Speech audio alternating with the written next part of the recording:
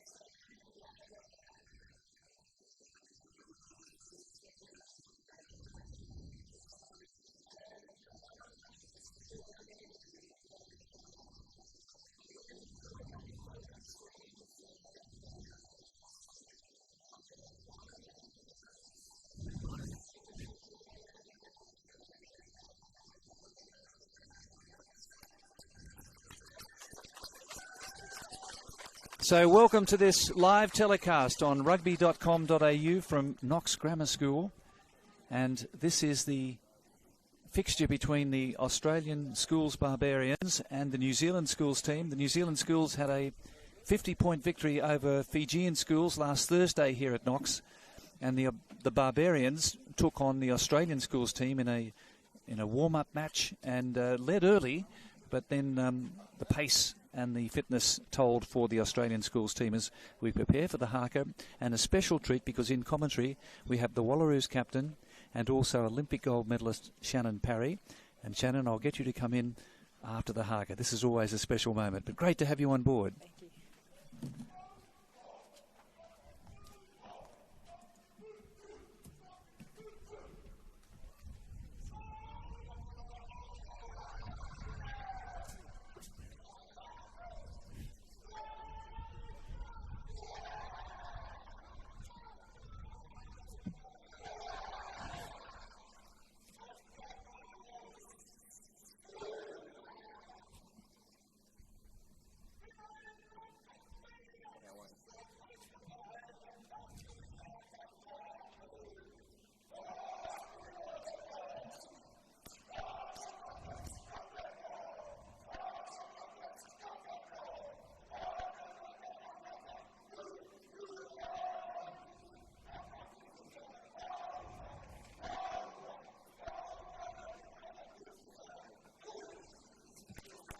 Well, if that's not a challenge, I haven't seen one, Shannon Parry, but that was spectacular. There was definitely a lot of heartfelt in that haka up here, and the goosebumps. I was definitely getting goosebumps up here in the commentary box. So there's no doubt that the Kiwi Schoolboys have set down a platform here to the Aussie Barbarians team, and we're definitely in for a showcasing match called. Well, the ground's in beautiful condition, isn't it? And it's a very warm day here on Sydney's North Shore.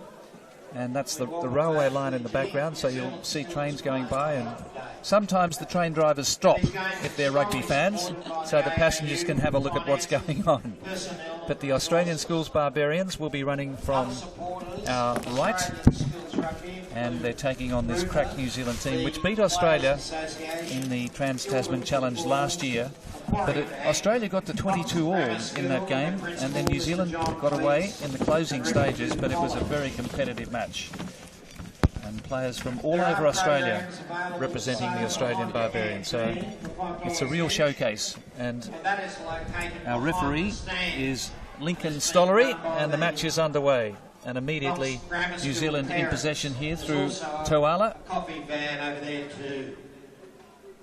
Not a lot of breeze to speak of, but certainly quite warm conditions. Yeah, it's definitely very warm down here at Knox Grammar School, and I think both teams in the early stages will just be trying to test each other out, play a little bit of territory, and see what unfolds.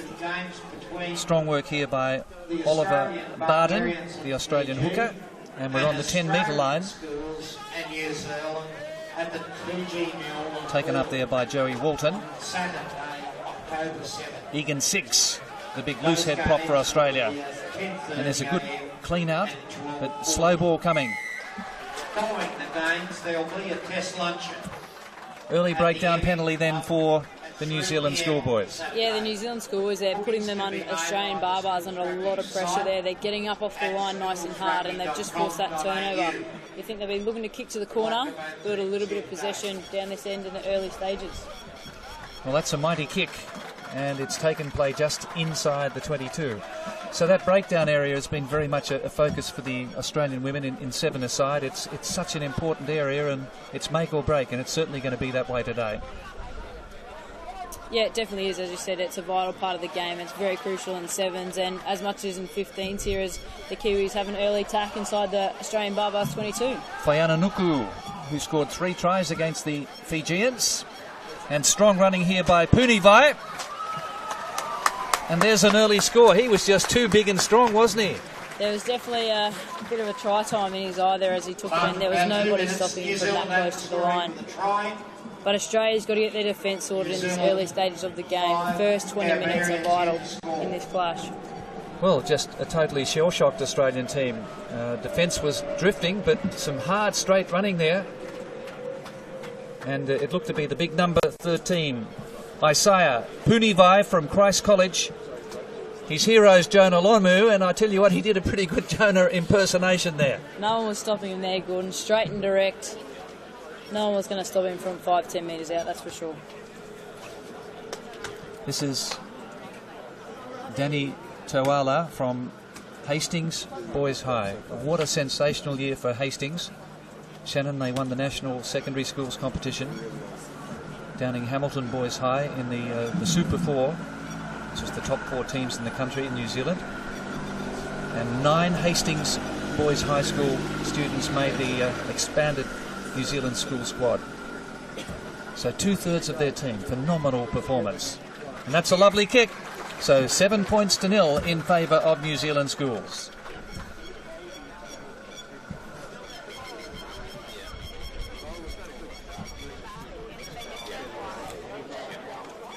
Well, it all came from that early breakdown penalty. Australia in possession on New Zealand's 10-metre line.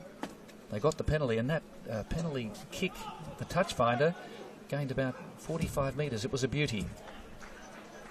And Australia finds some open territory there, but it's a New Zealand throw into the line out. Shiloh Klein goes towards the back. Great work by the scrum half, Humphrey Shield. So we're about 12 metres from halfway at the moment. Shield now to McClutchy. And that's to Paya. Here he goes again, Punivai. And happy to take a slice of territory. Very good tactics and ball retention there from the Kiwi schools. They're keeping ball in hand and testing the Australian defence. Sneaky grubber in behind. You can tell that in the early stages they're looking to play territory. Now this is Egan Siggs, the front rower, the loose head prop, throwing into the line out for Australia. And the hooker, you can see there Oliver Barden is at the back lifting. Big jump there by Tom Isles. Crash to ground is Kibble. Hunt goes in. But the referee, Lincoln Stollery, has spotted some offside. He was playing advantage. And that came from the backs creeping up inside the 10 metres before the line out had finished. Yeah, relieving penalty there for the Aussie Barbarians. Hopefully they can get this into the corner. They're looking a little bit shell-shocked in the early stages, but they've just got to get into the game. And that is a fantastic kick for touch there. Perfect attacking opportunity for the Australian Barbars here. Yeah, that's more like it. Campbell Parata from the Southport School. That's a famous rugby school. They've produced plenty of wallabies. And here's Egan Siggs then. So attacking opportunity here for the Australian Barbarians. Again taken at the back by Isles. They get the drive on here, and here's big Sayanga. Taking it up is Leah. Hard man to stop. That's the goal line ahead. Again Sayanga getting involved. Hooker Barden. Good clean out by the Australians. New Zealand not committing too many. And the little inside ball was well read there by the New Zealand defence. Hunt goes in. Working off Barden that time. Phoenix Hunt sees the gap, and it closed. Terrific pressure here from the Australian side. And the referee playing a penalty advantage.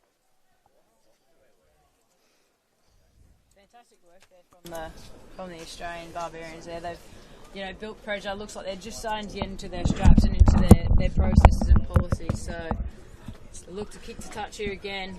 And you'll be thinking, Gordon, they'll be going for a set-piece play here and hopefully get themselves over the line. Well, it's been a very direct approach so far from the Australian Barbarians. They just kept coming in close. Tom Isles. And that time it was Douglas. But the ball pinched there by New Zealand. And that's a very important line-out steal for the New Zealand Schoolboys. Humphrey Shield now calling for it, but it's come back for the Aussies. And Oliver Barden goes to ground 18 metres out.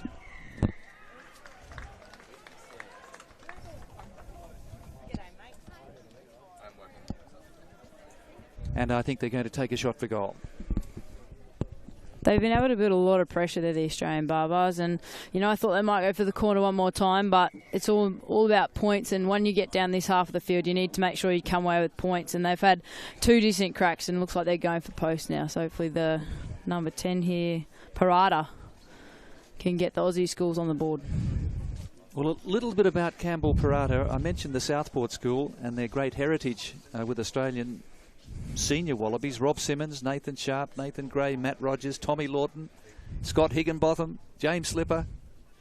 They also produced Adam Scott and Bernard Tomic. How about that? The Southport School. Campbell Parata then to close the gap to 4. And he struck that beautifully. So a reward for the pressure there, mainly sustained by the forwards. It's 7-3 in favour of New Zealand Schools. Southport School. Barbarians 3, trail New Zealand 7. So the restart now by Lincoln McClutchie from Hastings Boys High. And that one's going to allow his forwards to get underneath. A good contest. And well taken by the Australians. That was Max Douglas from St Augustine's. And Barden now with a bullocking run, but it's been reefed away. And a chance for a counter here from the New Zealand Schools. Toala heaves it downfield. Nice Aussie rules take there by Leah. And it's Jimenez coming in from the back. But good slice of territory for New Zealand Schools. There's the big prop saying it. He's very involved. Important here that Australia can retain the ball in possession. Looks like they're trying to clear the line. They need a good chase here. The Kiwis have a dominant back three. That's Great a nice touch. kick. Fantastic kick for touch. Just Campbell. relieving that little bit of pressure there.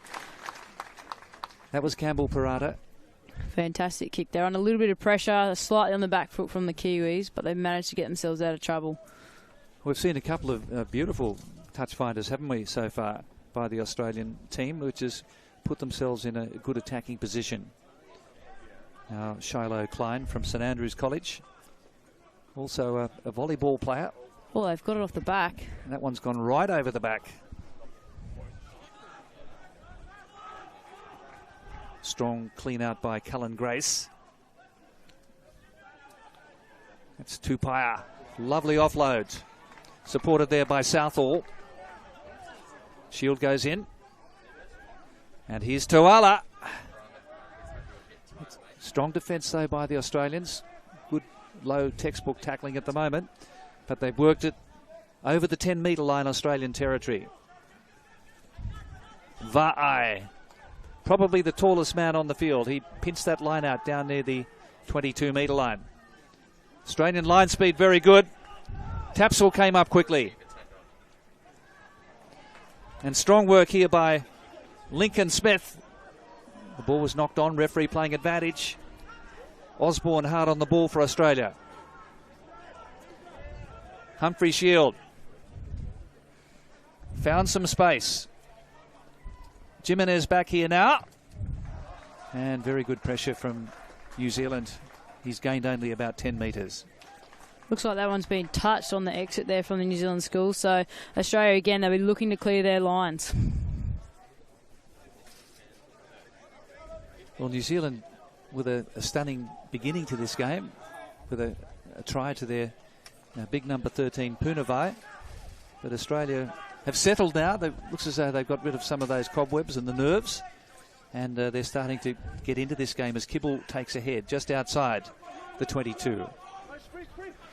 Phoenix Hunt, the captain, working there to Joey Walton from the Central Coast in New South Wales, Wadalba Community High School. And there's another huge boot. They play on quickly now. Nanai. It's not out, we're playing on. And the referee, well, the New Zealanders had to play the whistle there. They hesitated. They thought the ball had been taken back, but the referee said play on. And there's McClutchy. All over it there is Kibble, number 7 for Australia. That's the halfway line. Good counter-rucking from Kibble too. This is Douglas. Oh, brilliant play there by the Australian forwards. How good was Tom Kibble from BBC, Brisbane Boys College? And the Aussies looking hungry, and they're really, they're harassing, aren't they? They are. You just said in the early stages of this match, both teams are just trying to, I guess, settle their nerves. And as we saw, the Kiwis had a fantastic first up try, but both teams have now got into their systems and policies, and it's a real battle of nutrition here, that's for sure. Well, Shannon, just while we have a little break, you were captain of the Wallaroos at the World Cup. It was an interesting tournament, but not such good luck for you. Yeah, it was a bit unfortunate for me. I got ruled out, dislocating my wrist in the second match. So I had to return home, but the girls did a fantastic job. We've qualified for the next Women's Rugby World Cup, which is in 2021. So it's a fantastic job from the girls, and I guess for us it's good for the development of the 15 side of the game as well at the moment. So there's plenty going on in the years to come, which is great for the grassroots. Ball to be fed here by Phoenix Hunt from St Joseph's College at Nudgee in Brisbane.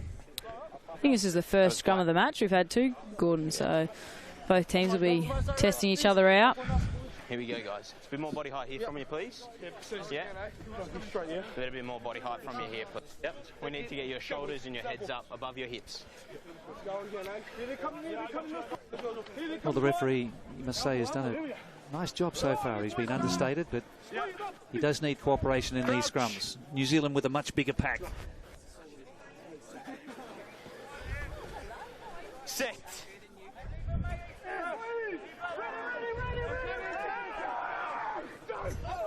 There's a big huge scrum from the Kiwis there. Back to Hunt. Parata now. Ooh. Jimenez. He came to terra firma with a thud. Taken away there by Douglas. 22-metre line ahead. It's another steady build-up here from the Australians. Douglas again. He was solidly met. Hunt goes in. Parata. He's a real general with that left boot, and what a brilliant take there by Dowd. Inside now is Walton. New Zealand stretched out here, but the ball doesn't come as quickly as the Aussies wanted. Taken up here by Six. Egan Six, another boy from the Southport school, but strong attack here from Australia. Jimenez. Back to his hooker. Hunt looking to work it to the right side, to say New Zealand might have pilfered. The referee says play on. And coming away now is Humphrey Shield. Here we go again, Jimenez. He's already been tackled solidly just a minute ago. Back with Hunt. Kibble. This is a very workaholic flanker for Australia, wearing the number 7 jumper. Working nicely with Osborne. There's another huge tackle. That was dangerous. And Douglas came off second best, but this could be a yellow card, I think. That was almost a spear tackle. Let's hear the referee.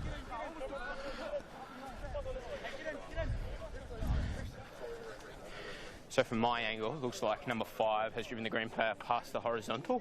He's landed on his shoulder. Yellow card. Agreed. Perfect.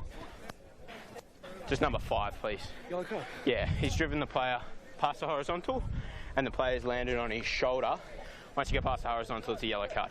Tupo Va'ai being called out here from Wesley College. A tip tackle. So you've taken the player past the horizontal, he's landed on his shoulder, it's a yellow card. So New Zealand a man down. Va'ai leaves the field, and Wesley College, the old school of Jonah Lomu. Yes, for 10. And also our own Sakopi Kepu, the Wallaby tight head. With your nose. You want to take the points? I'm just going to give him time. The referee very clear in his instructions there. Via, unfortunately, huge contact initially, but as we saw, it just went past the horizontal, and the referees adjudicated that. As we all know, anything past the horizontal, it's an automatic yellow card. Okay, so Campbell Parata then to have a shot for gold here. Yep, well, we talked about the World Cup, but everyone is still talking about the gold medal at Rio. Co-captain of the Australian team. Has the dust settled yet? It hasn't actually, Gordon, to be honest. I would have thought it's been over a year now since we've won, and we had a celebration when that 365th day came along. So it's definitely something that everyone still wants to know about, and I guess it's an incredible story that we've been able to create a bit of history, the first ever Olympic gold medal in rugby sevens that was on offer. So it's a fantastic feat from the team, and for us it's about continuing this legacy now and, you know, trying to encourage the grassroots to particularly find the women's game. Parata's done it again. Well, he really does hit it sweetly, doesn't he? Yes, well, it captured the imagination of the whole nation, and you know, a lot of your players became household names, including yourself, so well done. I haven't had the chance to say that in person, but we're all very proud of you, and great to have you alongside in commentary today. So back now with McClutchie. Number 5, Tupo Va'ai, has 10 minutes rest. It seemed to come off a Australian player first. One's off green and then knocked on off black. Scrum. So just a little more support needed there for the catcher, and a chance for New Zealand to hit back, but it's 7 points to 6. 2 penalty goals to Parata, 2 out of 2 for him. I actually think you need to keep your body height up. Yeah. 2 out of 2 for him, and only the one try by Punivai, coming really in the first minute and a half of play. Let's enjoy this scrum. Here we go.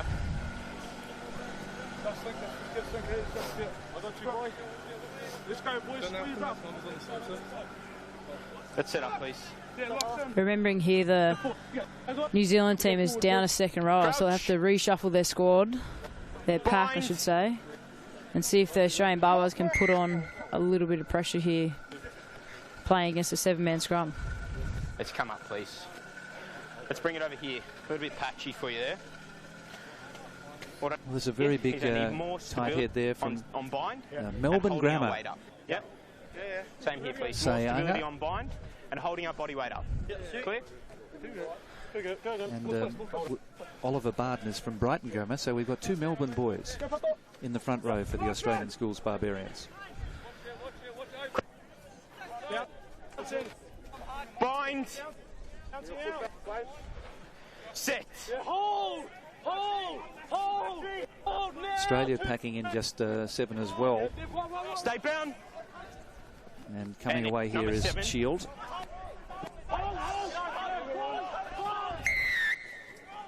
Looks as though Tom Kibble didn't stay bound. Number 7, full bind on the scrum. Yeah, keep the whole arm on the scrum. That was the call. Often the number 7s are keen to get a flying start, but this is building pressure now for New Zealand Schools. Yeah, mate, but the issue is you can't come off the scrum early and then make a tackle. Yeah.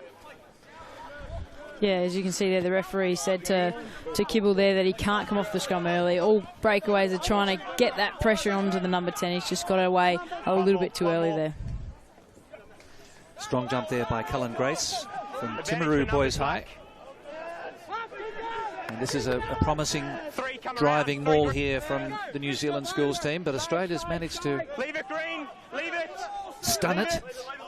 It's only 10 metres out from the goal line. Backward Shield.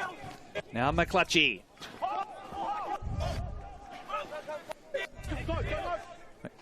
McClutchy again, and here's the try scorer, Punivai. They've got to stop him. Toala! And finally it goes out to Nanai. Etani Nanai from St Kentigans, the same school that produced Joe Rokathoko. And that's the second try to the New Zealand Schools. So it was all about that build-up of pressure, getting down in the right part of the field. Shannon. There you can see here the first try, Punevai unselfishly out there to Toala and then to Nanai to just walk over in the corner. Probably one of the easiest tries he will score, but as you said, fantastic work from the attack there. Just retaining possession, suck the people in with the maul, and then they've just spun it wide to their speed.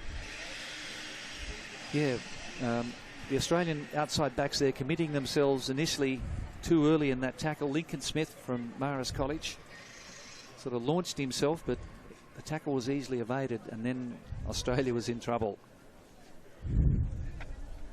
So there's some real skill and flair in this New Zealand Schools backline. And now Danny Toala.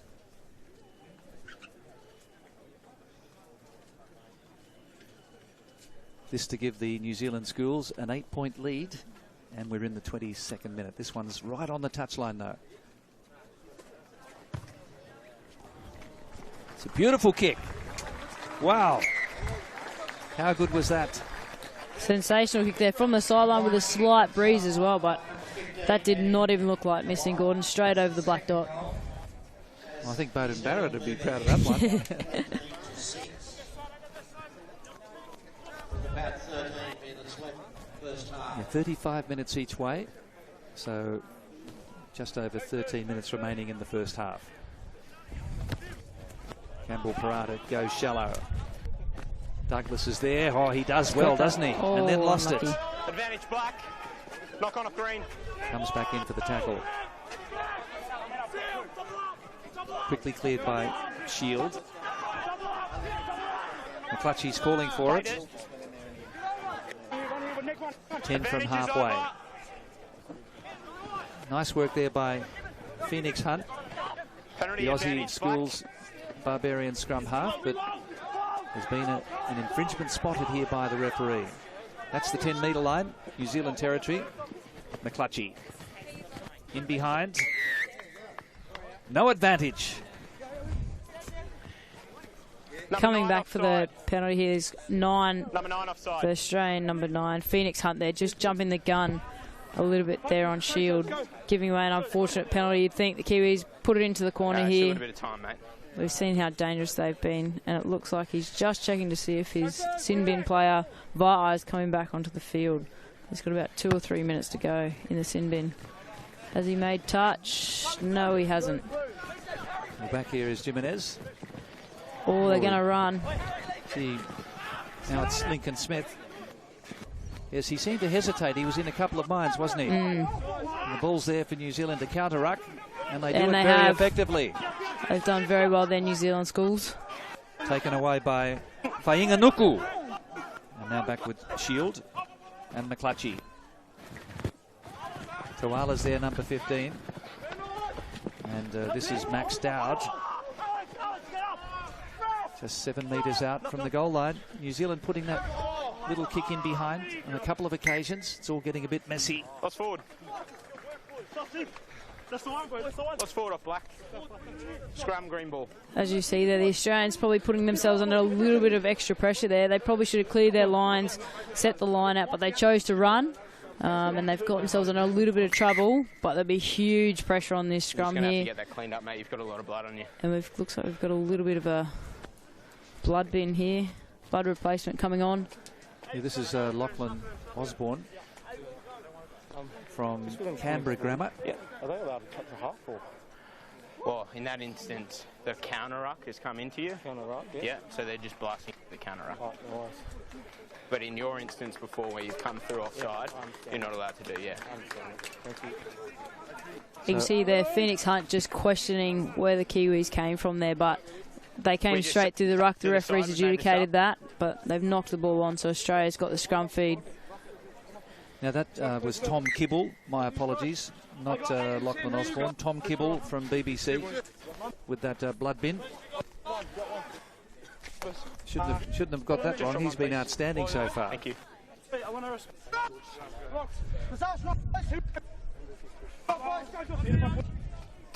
So the New Zealand Schools will be looking for a little bit of a shunt here. Still with a man in the sin bin. They're down a man, but you'd think they'd think putting on a lot of pressure here. Australians will be trying to get a stable platform, get the ball back and clear their lines. And they dug in well there. They've done well. Great break there. Little flick out the back. Ooh. It's gone straight, though, to Whainganuku. And Australia tow it through. And that's the big replacement player doing well. So Australia made a break, but then that little flick pass out the back went to no one. Yeah, Namu made a fantastic break, as you said there, Gordon, but just that little 50-50 flick pass, probably needed to take it to ground, get the troops over the ball and recycle it, put themselves back under that little bit more pressure. Well taken by Cullen Grace. Oh, there's some brilliant work again by the Australian back row. And that was Will Holland. His brother Lewis is the Australian Sevens captain. You know him well. Yeah, very well. Good to see him out there. They've got a Nanai, down the right-hand touchline. Nanai stepping. And they back up beautifully at Shield. Very close to the goal line. Barbarians holding on here. Tapsell, so close. Let it go, Green.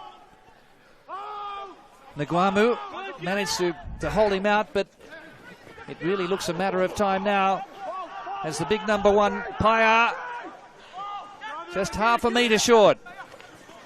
Can the Barbarians hold on? No, they can't. George Dyer there, crossing over for a well-deserved try. George Dyer from St Paul's Collegiate gets the third try for the New Zealand Schools, and they've now jumped out to a 19-6 lead in the 27th minute. Well, they were really hanging on, weren't they, the Australian Schools Barbarians? They just came in waves. Yeah, they did. It's very hard, being that close to the line, it's very hard to stop a full bustling prop from there. But as you said, Australia didn't clear their lines, and then it put them under pressure. Great run here from Nanai down the right-hand sideline. And you just sort of thought they were going to break the defence sooner or later. It was just a matter of time. Just that the offloading, the understanding, that instinctive support play from the Kiwis. Very hard in contact when you're able to offload like that.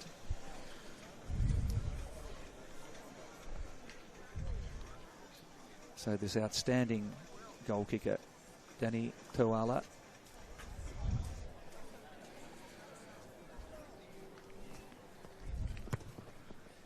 And again, he bisects the two giant uprights here at Knox Grammar School. And 3 converted tries to the New Zealand Schools. They lead the Australian Barbarians Schools by 21-6. And they've scored 2 tries 2 converted tries with a man in the sin bin. So it's all about possession. When New Zealand have had possession down in Australia's half, they've scored. And that's the message, I suppose, for the Australian Barbarians. They have to treasure the ball, because the New Zealand schools have shown how potent they are in attack.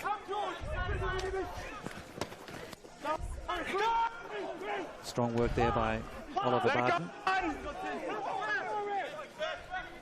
Phoenix Hunt calling for it. And again, big pressure coming through on Parata. Grammar wasn't able to take that ball, but it's all just a little bit messy at the moment. Sanga.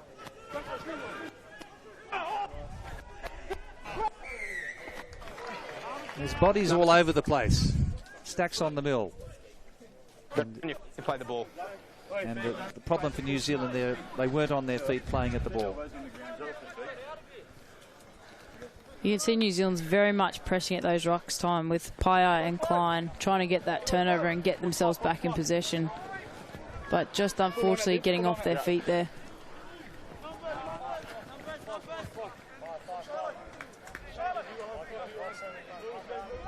Egan 6. Yeah, that's a good throw too. Jimenez coming in from the back.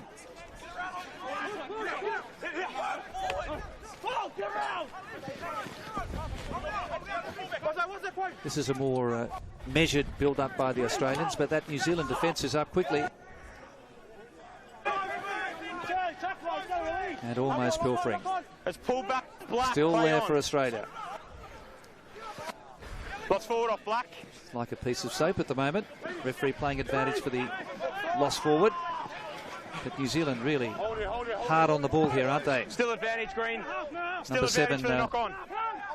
Josh Southall doing very well. This is Max Douglas to the 22. Lachlan Osborne. They're just happy to work in close here, Shannon. They are. They're trying to draw in the New Zealand defence here, and they're doing well to recycle the ball. It's stripped out by Black and knocked on again. They've just got to stay patient here, Gordon, and build a few more phases. Try and tire that New Zealand defence out. We're right on the 22-metre line. It's tough going, though. They're really struggling to find a way through. You have advantage, Green. Another penalty advantage here. And a bit of space here for Walton. Again, defence up quickly. They're going to try and hold him up and force a turnover. But there's a penalty advantage. Held up in the tackle. There's no advantage. Back to the knock on. No, it's just a knock on. So a scrum for the Australian Barbarian schools. And with 3.5 before half-time, they need to get some points on the board. Yeah, they definitely do, Gordon. They need to get at least a try, if not a conversion. A try would be better. Try and close that gap leading into half-time and get them a little bit of confidence. You can see a few players from both teams there sort of bent over. It's obviously very hot out here today, but both teams just trying to wear each other out. And in terms of New Zealand defence, they're not committing at that ruck, so every time the Aussies are looking up, there's plenty of players on their feet. No second, let's go. So I guess the method for Australia, if they are going to go through the middle, is to try and stay on their feet and commit those defenders, not go to ground. Set. Steady Black.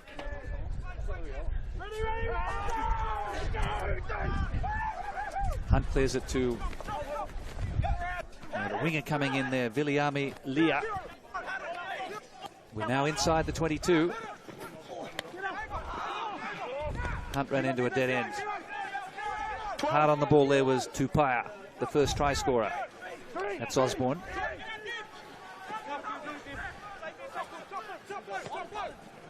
It's a well-organised defence at the moment, but a nice slip pass there. And then a force pass from the Guamu. Under pressure. Scrum back. A mistake there by the Australians. Hot on attack. They didn't need that. We're just taking a while to get ourselves set. Yeah. Once we come down and we're engaged, wait until the ball's in to go, please. Yep. Yeah, it's a bit unstable. We're taking a while to get set, right? Once we come down and we're engaged, wait until the ball's in to push, please. Stollery there just working with both front rows. They're trying to get it for both teams nice and steady before that ball's in. Vai's back on the field, so it's back to 8 on 8 in the scrum time. Call from the New Zealand scrum for a solid platform.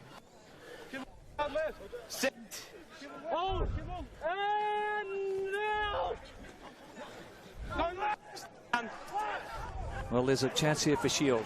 He's found a big gap, a yawning gap. Nice pass to Toala. Toala all the way here. A big breakout and a brilliant covering tackle in the end. Tom Kibble managed to come from behind, and that's great covering defence there by the Australian Barbarians. Fantastic try-saving tackle there. You see, we all thought Toala was going to be in. He's very fast. Lost forward. Got a minute 20. Here, Toala caught from behind there by Jimenez. And Tom Kibble came in. Forcing that turnover there, but desperate times there for the Australian Barbars. We've got 1:30 to go in this until half-time. They'll be looking to clear their lines, just relieve a little bit of pressure. That was a fantastic break from Danny Toala. Yeah, Humphrey Shield, the scrum half, the number 9 for New Zealand Schools, made the initial break. Up, please. Well, there's a bit of fatigue setting in here too, I'd suspect. Let's get our body hard up, please. Got a man mountain there in Alex Saenga, a tight head for the Australian Barbarians from Melbourne Grammar. There he is. He's being told to keep his head above the shoulders. Longer bind. Well, his shoulders above the level of the hips.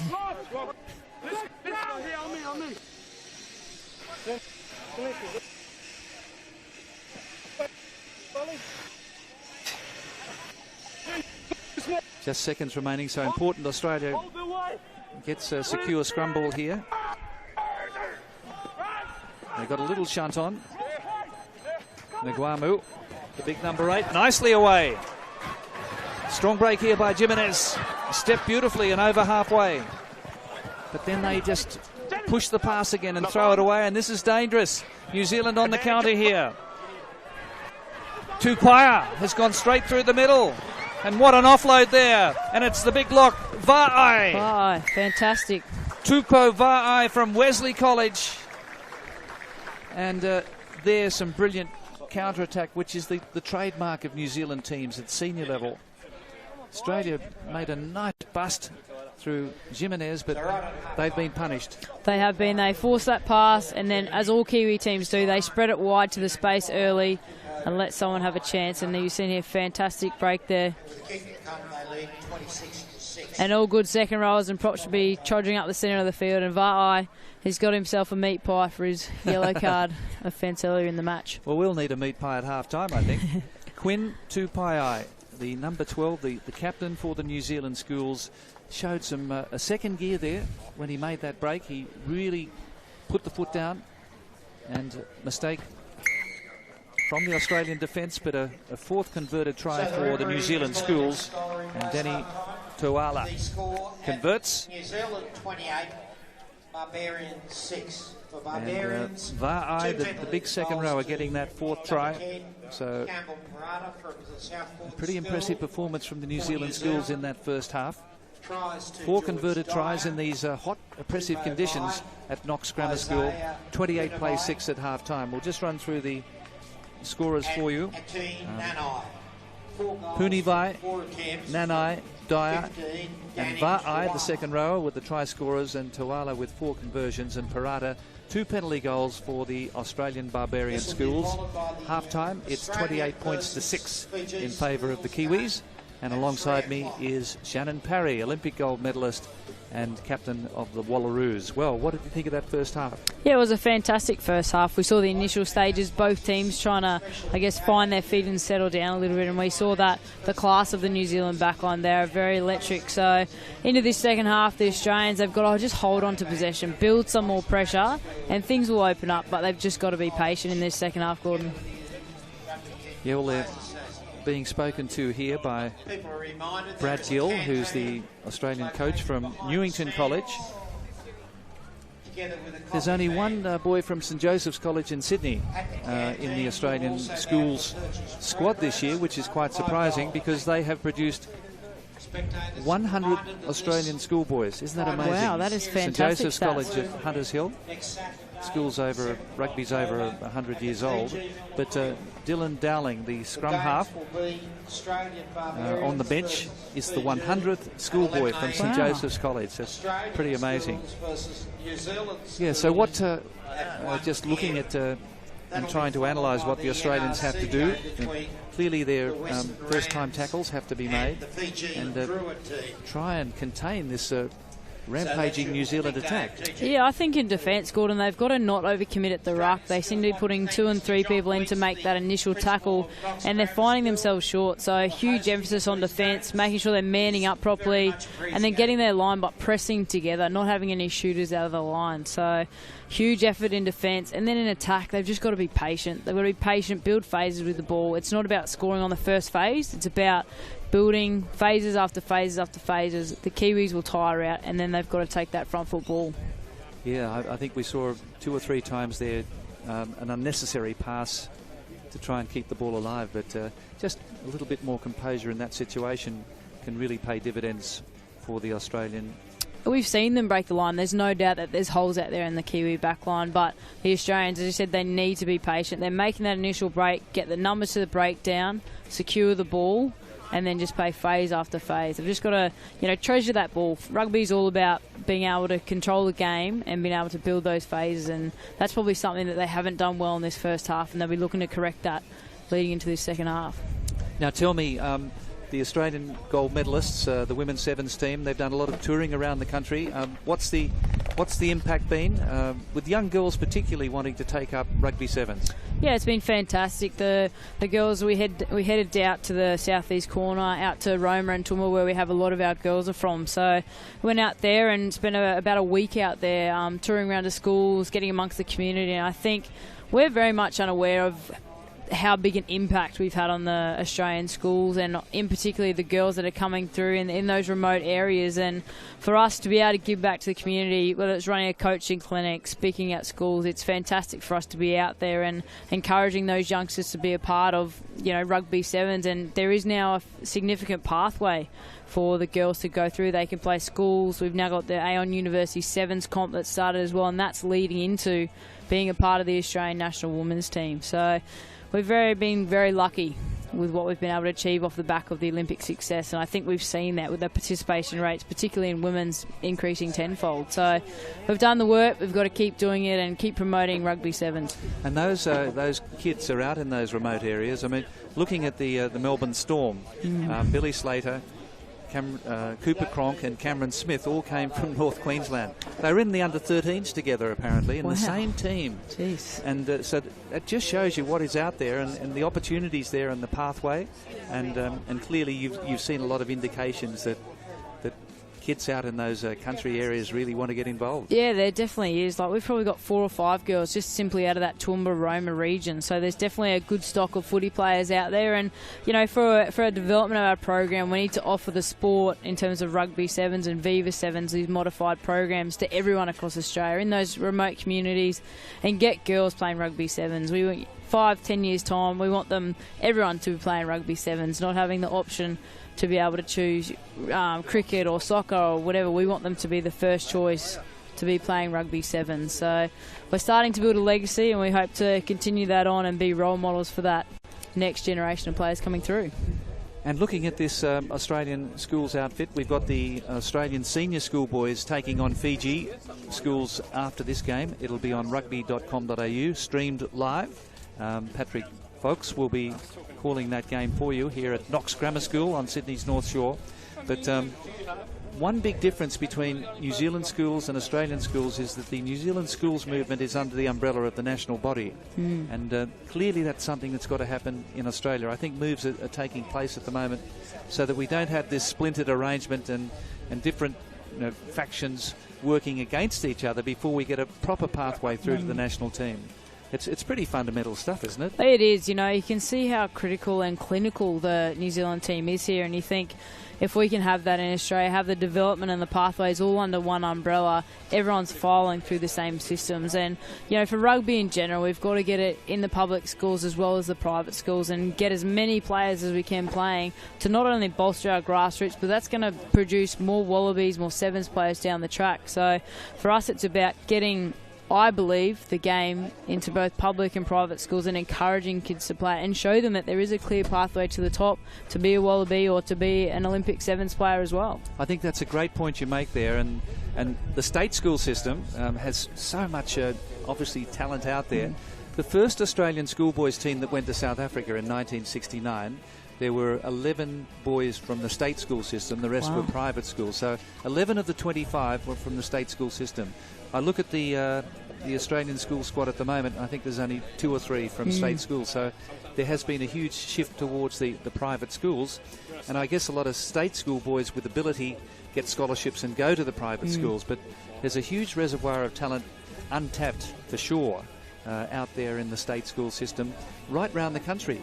But are you talking about nationally with the Women's Sevens program, getting people in from WA, South Australia, Victoria as well? Yeah, I think there's even Tasmania. Yeah, even Tasmania. Yeah. Tasmania did very well at the Australian University Sevens Series on the weekend, claiming 4th, and that's from a state that, you know, rugby didn't even really exist there for women 12, 18 months ago. Luke Burgess went down there, and he's sort of the man that's running, I guess, UTAS, the University of Tasmania team. But they had a fantastic term of results, and there is no reason why we can't get someone from Darwin, get someone from Perth to come and be a part of our squad. If they think they've got the talent, there's no reason why we can't get them from anywhere across Australia.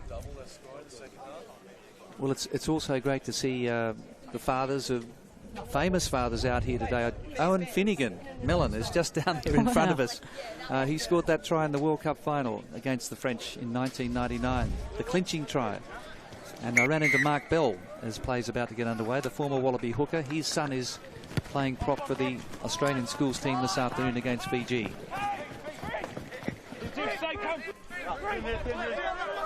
So there's going to be a few people coming off the bench for the Australian Barbarians team, and that's the 22-metre line, but 4 converted tries to New Zealand schools. And Parata now just wanting to keep that one in the field of play because it was taken back inside the 22. And Tuala. And look at the lovely skillful passing from New Zealand. Nanai on the far side, and it's almost no-look passing too. They're very, I guess, confident in their structures and plays. You know, Tuala's got the ball there, shifted it outside to Nanai, who's unfortunately stepped into touch, but you can see how clinical they are. They've possibly had more time together, I'm not sure, but you can see that they're all very confident in their processes and plays, and, you know, you don't really come across at a New Zealand team, whether it be 7s or 15s, that, I guess, unstructured and is unsure what they're doing, so they're very clinical. Step up. What is interesting on that point you make is that Jason Holland, assistant coach at the Hurricanes in Super Rugby, is the head coach of this New Zealand schools team.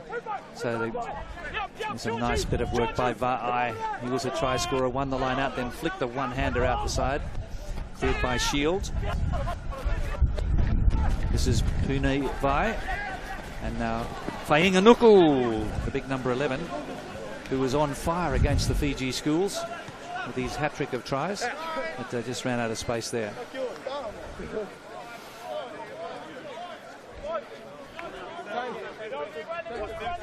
So nearly 5 minutes gone in the second half. Black 3 on the line. 35 minutes each way.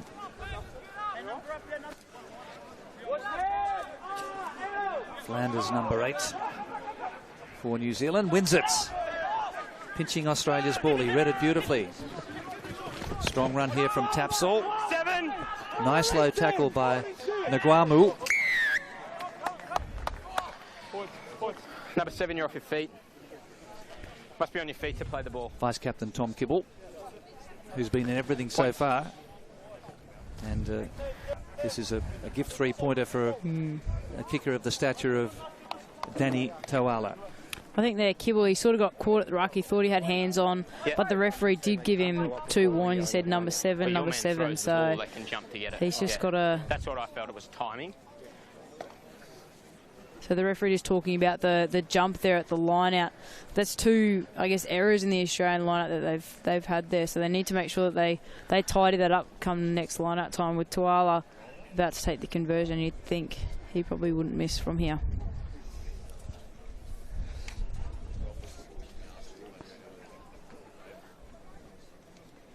Yes, one of the stars of the champion secondary schools team in New Zealand, Hastings Boys High. Well, oh, he has. I've put the mocker on him there. That's called the commentator's curse.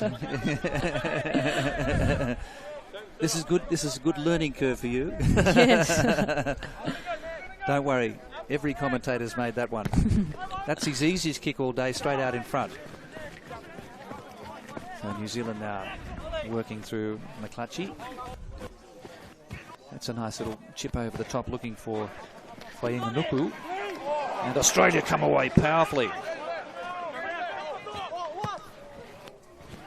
Hunt with the box kick. New Zealand in possession just outside the 22, and that's Tupaya. Australian defence read it well. Humphrey Shield, the scrum half. Backwards. Oh. Cleared away there by George Dyer. Tuala will run. Whainganuku. And fingertip control there by Viliami Lee. Let's see if he has a bit of a go here. He bumps off one. Love to see him with a bit more space and time. Nice hands from Douglas, and here we go now for the Australians. Just outside the 22. Storming run there. Hello, Emil, it was. Oh, Kiwis have got the turnover at the ruck. Bruising defence there. Australia dispossessed again by the intensity of New Zealand's breakdown. They've got it back. Somehow they've got it back. Taken away here by Isles. Slow ball for Hunt. It's hooker Barden.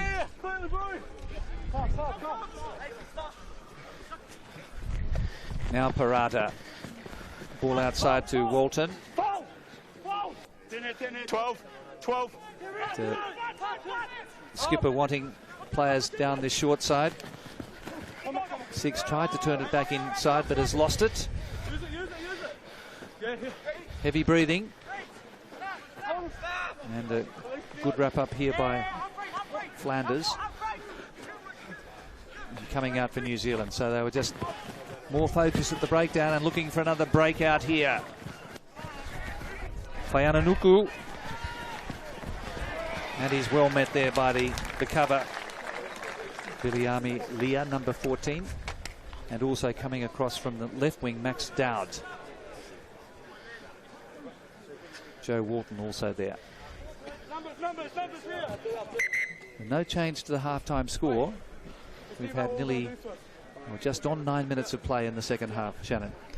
Yeah, we've seen both teams there just down in that, between the 40 and the 22 there, going sort of tit for tat with turnovers, and Australia really needs to hold on to that ball in possession. And as you say, the Kiwis there, they've made a small break, but unfortunately gone into touch. They've got a slight injury, it looks like, to Lachlan Osborne. Hopefully that's nothing too serious there. It looks like he's leaving the field, but he has had a fantastic game. He's been everywhere, that Lachlan Osborne. From Canberra Grammar, so it looks as though his tournament is over. So that's sad news. Moses Alo Emil is on in the front row, number 18. And Parata now. Just a bit more conviction needed from the backs. Walton taking that ball at half pace. Out the back we go here. And Parata looking for a hefty That's a response. Good touch find to that one. Just inside the touchline. And there's a little bit of wind favouring the Australian Schools Barbarians in this second half. They're a lot more clinical in that lineup just there, and We probably need a little bit more punch from that back line to get us the ad line, but then Parata with a fantastic kick down that left-hand touch line. Shiloh Klein. Great take there by Quade Tapsall. Hard, straight running, coming in off the left foot there by Flanders. The big number 8 for the New Zealand Schools team. There's a charge down. Great work there by Barton, the hooker. And now Isles. So we're only 18 metres out from the goal line here. Parata to Nguamu. New Zealand hard on the ball again. Off your feet. Not staying on their feet. I'll tell you what, that Josh Southall is an absolute tiger. Hey, that's the one. Since he's been in nappies, he's looked up to Richie McCaw. Third one coming down here. And he plays like him, doesn't he? He's been absolutely everywhere, to be honest, Southall. He's been, pestering at those rucks, and he's had a lot of times been pilfering the ball or causing or starting that counter-up. Looks like it hasn't crossed the line of touch there. Waiana Nuku here. He's been closely marked. Now that's a certainly missed opportunity there for the Australian Barbarian Schools. They wanted that touch and an attacking line out. 5. And that one bounces just inside the touchline. So there's a big clearance there. Max Dowd decides to go quickly to Leah. Nice offload. Jimenez got through that first tackle of Nanai, but no one wanted it. Entry through the side. So he's entered from the side of the ruck is the ruling, or the tackle. Number 7 entry.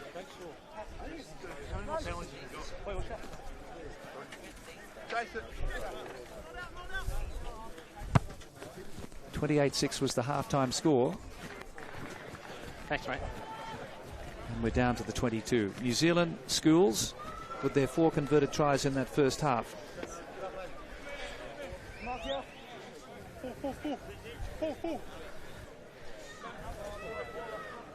Unusual to see a front rower, a prop, throwing into the line out, but this is Egan Siggs from the Southport school.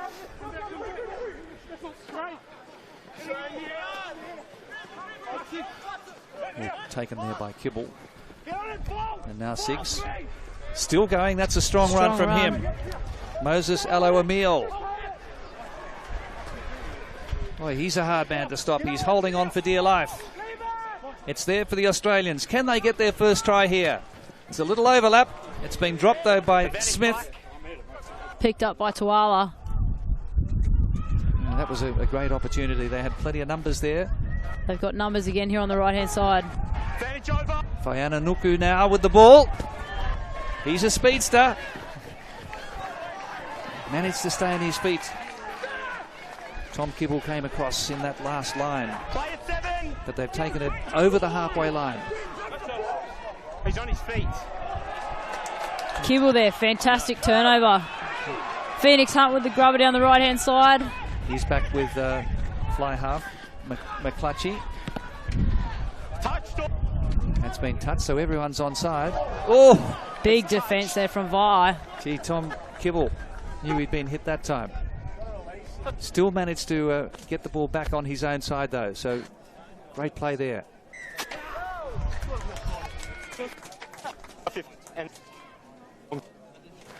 So again, players just loitering, I think, around the tackle area. The Kiwis know there's an opportunity there at ruck time, and they're just...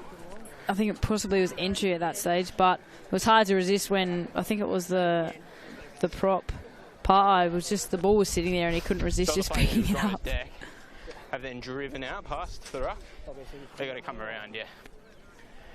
So they've got to go. Once you've driven past the ruck, you just can't go in there and pick it up. You've got to go back round through the gate. Back through the gate, yeah. Well, we've seen a spirited effort from the Australian Barbarian Schools in the second half. They really tightened up their defensive work.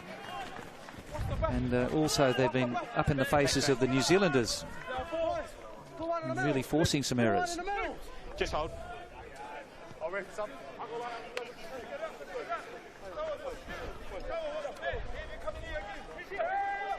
Douglas, number 4. Number 19 on the field now for the Australians, Brodie McCaskill from Arranmore Catholic College in Perth. Shield. Live wire scrum half. Beautiful delivery there to Pattaya. Lovely little inside ball finds Punivai. Now a big charge here from Natoa Akoi. This is splendid running from Nanai and stepping. Silky running skills. And that's almost a length of the field movement there by the New Zealand schools team, showing all their class and understanding. And some nice work by Akoi, the new man on from Wellington College. That's him, number 17. Fantastic work there. As you said, all the players basically touched that ball, Gordon, and it's gone. Great shift of hands after a great run by Narkoi to start it off, and it's been finished off there as well. So fantastic. As you said, length of the field try. Australia had the pressure on, but they've done very well to get out of their own half and pretty much dash the 100 metres to score down the following end. Well, they haven't. They've missed just that one shot in front, haven't they? A penalty attempt, and Nana from St Kentigans. And St Kentigans has produced some pretty famous people. We mentioned Joe Rokothoko, but also Blair Tuke, who was the Olympic gold medalist, fellow gold medalist with you guys over in sailing in the 49ers, and his partner in the 49ers. We've got 21 left. Was the America's Cup skipper, Peter Burling, the winning America's Cup skipper for New Zealand. But Blair Tuke, also an old boy of St Kentigans. So the Australians go quickly here through. Is that out, Macca? Jimenez. And the ball apparently did cross the line of touch. That was Max Dowd taking it back up. So it's going to be a throw for the Australians. I just don't know why they didn't allow a quick throw. I'm not sure there. I'm not sure if he was inside the field when he's thrown it, but they've obviously called it back. The touchy's seen something.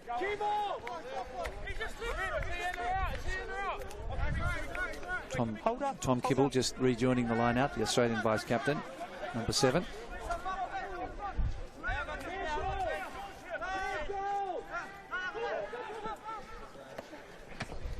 Loose tap there by Isles, putting the Australians under pressure. And William Goddard from Canberra Grammar, number 22. Good tackle there on Nanai. There's a brilliant bit of work there by the Aussies. Was that Douglas, I think, came through, the big second rower from St Augustine's. So the Kiwis now, methodical, straight.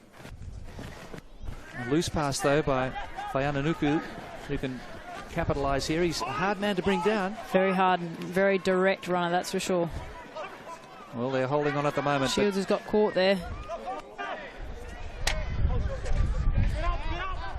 Just the one try by the New Zealand schools in their second half.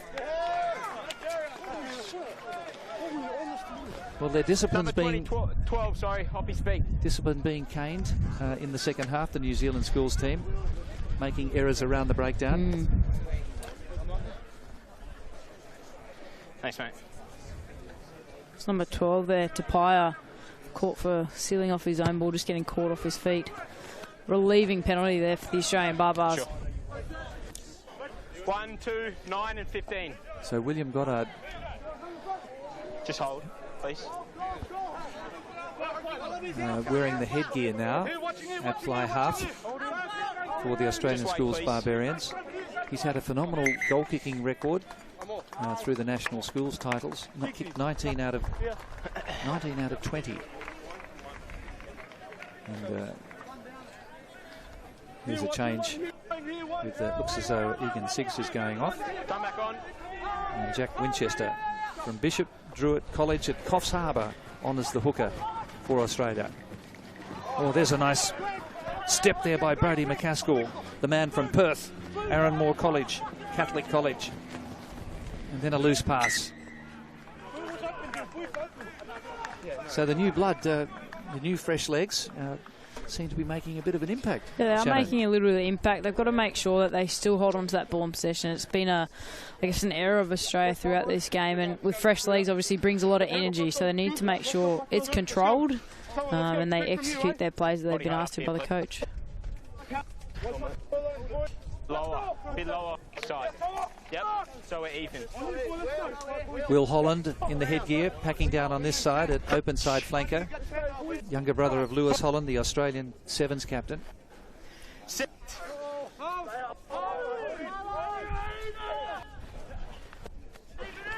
Ball was out, play on. Well, there's some good work by Dylan Darling. He's the 100th Australian schoolboy from St Joseph's College in Sydney. What a phenomenal achievement that is. Pattaya, well wrapped up. Good tackle by Driti. Now they're working this short side. Nanai's out there. And so too is Arkoi. 10-metre line, Australian territory. He's on his feet. Oh, strong work by Brodie McCaskill. Now he's certainly made an impact since he's come on. Offside is the ruling. He was lurking a little bit there, but they've got the penalty. Something New Zealand needs to tighten up. They've in front of the offside line before the ball's come clear. You're offside. Who, me, sir? Not me, surely not. They've had a few penalties that they've been conceding here, and just letting the Australians get back into this game. They need to make sure they tidy that up. Well, these new players have certainly added some enthusiasm to the Australian Schools Barbarians. Moses Alo Emile from Brisbane State High School, number 18, is a big lump of a lad. And lifting aisles, but they've got to tidy up those line-out deliveries. Those loose taps causing all sorts of problems for Phoenix Hunt, the captain, and scrum half. And they've just handed possession back to New Zealand here. Grace close to the 10-metre line, Australian territory. But they've again pilfered on the ground there. Holding on. And yet another breakdown penalty against New Zealand. Black holding on. Man isolated. Give us, oi, Tom, give us 6 men, change it up a bit. Tom, change it up a bit. So William Goddard from Canberra Grammar and Jack Winchester. Well, all of his schoolmates will be proud to see him performing here on Rugby.com.au. Jack Winchester from Bishop Druitt College at Coffs Harbour, throwing into this line-out. And Isles does better this time with a two-handed deflection. Lincoln Smith from Marist College in the ACT. Alo Emile. It's a better looking build-up here from the Australians. William Goddard just out from the 22. Dowling trying to counter-ruck, and Leah comes in to assist. The big man, Viliami Leah, almost to the 22. Kibble, one of Australia's best, makes 5 or 6 metres, slips it back through his legs. Just the one try to New Zealand in the second half. Alo Emile again going hard. Dowling back to Goddard. They've made steady ground here, Shannon. They definitely have. They're holding on to that ball, which is what we need to see from the Australian Barbars. Draw in the New Zealand defence, and something's definitely going to open up with Holland at the back of the ruck there. Well, they're just working it in close, and New Zealand answering at the moment, not committing too many to the breakdown, but also trying to get hard on the ball. And Southwell is the jackal, always a danger in that position with his fellow back rower Quade Tapsell. And now they come away. It's just a game of patience for these New Zealand forwards, as George Dyer from St Paul's Collegiate did well. And after all of that pressure, they can really open it up here. There's an overlap here for the New Zealand Schools. They're looking good. Over halfway goes Fainganuku. He's beaten 3 and he's going to go all the way. Fainganuku from Nelson College gets his first try and his 4th of this tournament after scoring 3 against Fiji. So all of that phase build up by the Australian Barbarians came to nothing. It was a crucial turnover there from, I think it was Southport on the right-hand touchline. And we always know that the Kiwis have a dominant and very destructive back 3, and Fainganuku just bustering, too strong, too powerful down the left-hand touchline. Fantastic finish. Well, he certainly is a prospect, isn't he?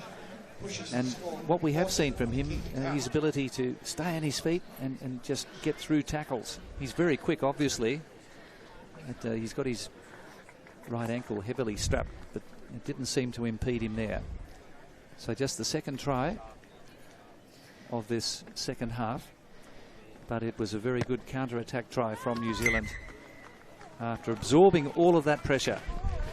And the man you mentioned, Josh Southall from St Pat's College, he's also had a whale of a game. The 2 number 7s have been very good this afternoon.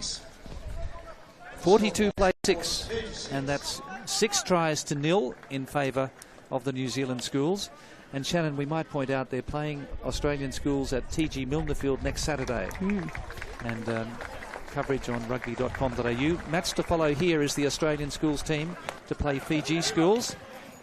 And that one hasn't gone the required 10. Scrum. And that's the last mistake you need at this stage of the game. Yeah, it's it's something that you have to practice, and they've decided to go short there, but it looks like it's come up a little bit short, possibly held in that win, but it's a bit of a non-negotiable. You've got to make sure that ball goes 10, especially when you've just been scored on.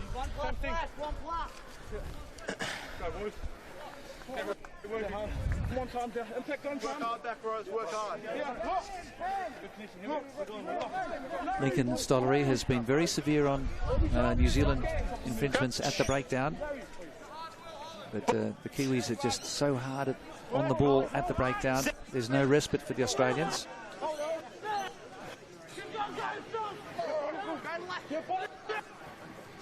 Oh! A thief in the night. It's been taken away by Dylan Dowling.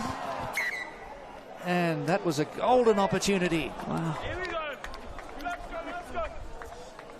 Right place, right time there for Dowling. He saw that the halfback shields went the other way, so number 8 was definitely going to pick it, and he got right in the channel, I guess, and he's just managed to snipe it out of his hands. As you see here, number 8's picked.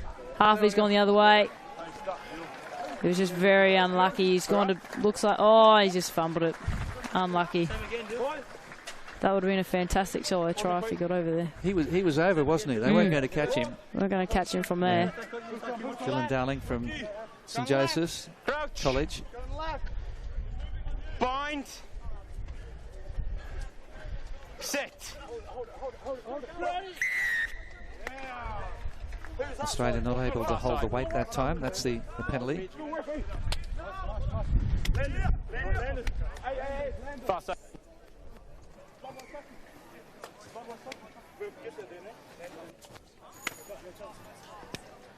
42 plays 6. It's been a polished performance from the New Zealand Schools, and they're looking to try and bring up 50 points here. This is Leah from Ipswich Grammar, same school as Isaac Rodder, the new Wallaby second rower. Dowling clears away to Goddard, but they were well behind the advantage line there. Joey Walton did well. They're on the 10-metre line at the moment, Australian territory. Just looking for a bit of structure in attack, but the New Zealanders are up so quickly. Their line speed is phenomenal at the moment. And they're coming up in one big black line. Bit of space out wide for Australia here. Brilliant work here by the Australians. Lincoln Smith from Marist College. And now a chance for Max Dowd. 10 metres out. Back to Leah. Dowling. Here's Douglas. 7 metres to go here. Can the Australian Barbarians get their first try? Gee, there are a lot of numbers out on the left if they can get it out there. New Zealand have stacked this right-hand side, this closer side. Now here's the overlap situation. But they cut back infield. I think the New Zealand defence is also regrouped. But there are still gaps there. Kibble goes in to try and secure the ball. But scrambling defence there. Very good defensive effort there from New Zealand. They were short on that left-hand side. They managed to regroup themselves, get their numbers right, but they're still under pressure here. Aloha Emil. Aloha Emil gets it back.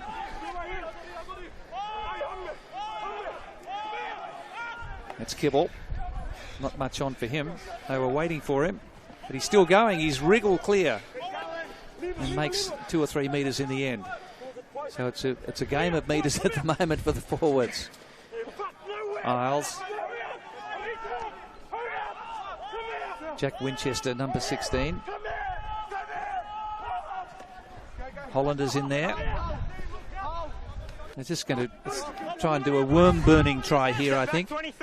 Advantage. Offside. Found a little infringement. Out wide there is Tom Yasmin. Play on, you're part of the ruck. Isles.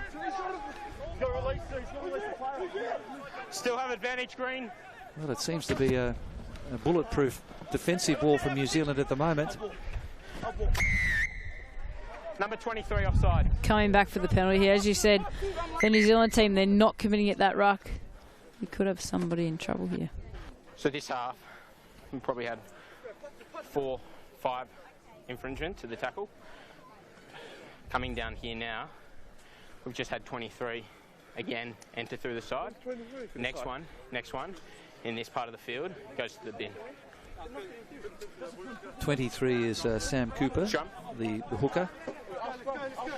You've heard it there from Stollery. There's no more chances there for the New Zealand team. They've been, you know, a little bit sly at the ruck, trying to give away or trying to get the ball back and giving away too many penalties. So they've exhausted all their chances here. Perfect opportunity for the Australian Barbarians. Australia still with its 2 original locks on the field. Max Douglas and Tom Isles.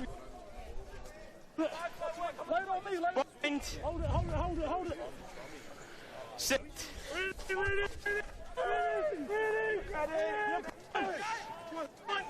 Australia digs in.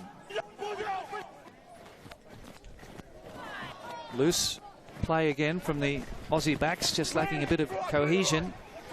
And pressure on Max Dowd. Now here's a chance. Dowling.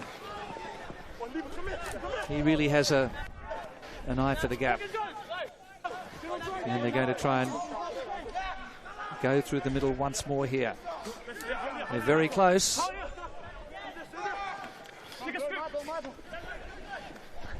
Let it go, Black.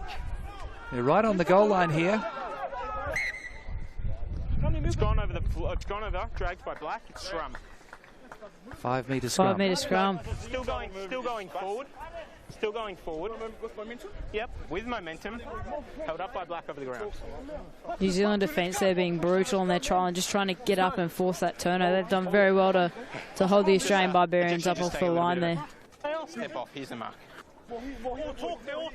Well, that's been the impressive part of New Zealand's game in the second half. Haven't had so many opportunities in attack, but their defence has been phenomenal. Just relentless. Crouch. Bind. Sit. The Australian Barbarians really having to work hard for this 5-pointer. Can they manage it?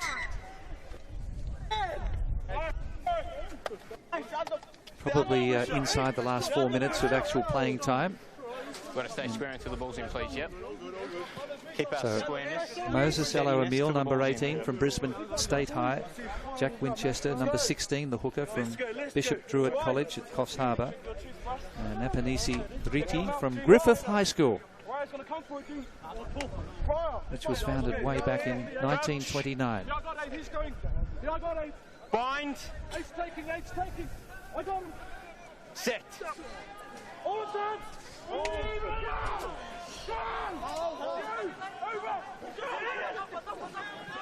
New Zealand have managed to get a tight head here. They've wheeled it and put the pressure on, and now have been driven back in the tackle. So the heat's not off yet as the Aussies try to counter-ruck. But it comes back. And that's Rivers Reihana. And he's found the touch on the 22. So very close to full time. 3 minutes, mate. Tenacious performance against this very classy New Zealand Schools team. Tenacious performance by the Australian Barbarians in the second half, because they were pretty well down and out at half-time, 28-6. They conceded 2 converted tries in the second half.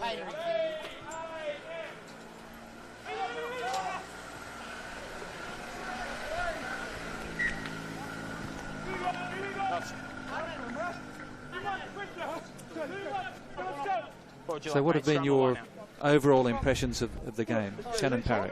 I think, to be honest, the Kiwis school team has been very dominant in display.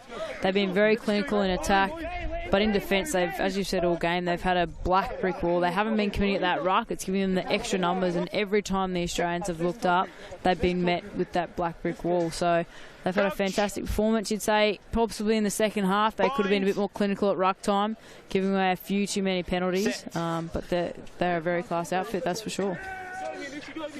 There's so much potency in their back line. Dowling's got it again. He's a real terrier. I think he's just knocked it on as he tried to pinch it that time. He's fine. He's onside. He's behind the ball. Lost forward. So he's certainly given Funaki a tough time. Funaki from Sacred Heart College, number 21. Big fan of the Lakers, and his favourite sportsman is Kobe Bryant. Crouch. Bind. We're right on the 22-metre line.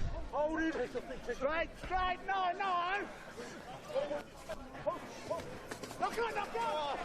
Now I think that's should have been a penalty there. Oh, I thought he kicked it in the scrum. I think he was very lucky, Dowling, to get away with that one. As you said, the ball wasn't quite out, and he's actually kicked it from an offside position. But Stollery's adjudicated it slightly differently, and we've got a feed to the Australian Barbarians here. Possibly one of the final plays of the game. Fortuitous and maybe ominous. Can they finish off? It's certainly a consolation. Crouch. But Dowling, you've got to say he's a real pest, isn't he? He's definitely made an impact when he's come on the field, there's no doubt about it. In fact, all the Australian finishers have done a fantastic job. They've stemmed the flow of points against New Zealand, and they've definitely added a spark when they've come onto the field. So Leah doesn't quite make it back to the advantage line. Dowling. This is Jack Winchester. Just seem a bit disorganised at the moment as Douglas. Gee, he's tried hard, but he's been dispossessed. And this is very dangerous. Coming away now. Is it Yasmin? No, it's not. It's Gerard Moore. New Zealand looking for one more try to finish off proceedings here as McClutchy worked it out wide to Nanai. Moving up towards the 22. Reihana was in there. And this is Akoi. 7, let it go. New Zealand looking dangerous. Sam Cooper just 10 metres out from the goal line. Very close to full time. And Australia gets a respite penalty. Will Holland all over that ball there. They needed that penalty. Otherwise it could have been try time for the New Zealand Barbarians.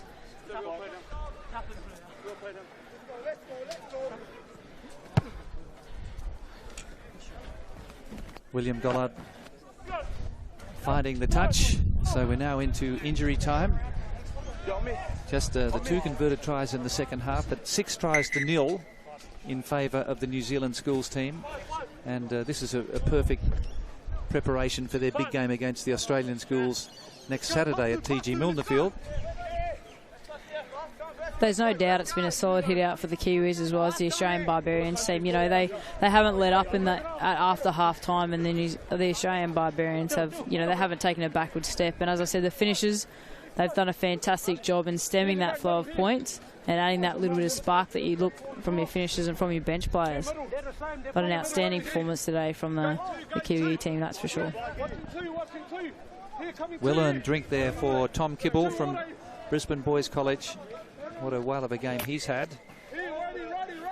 Number 16, Abraham Polai from Otago Boys High at the front of the line out for New Zealand. And some neat work and a good clearance there from Dowling. And, Joey Walton takes it up.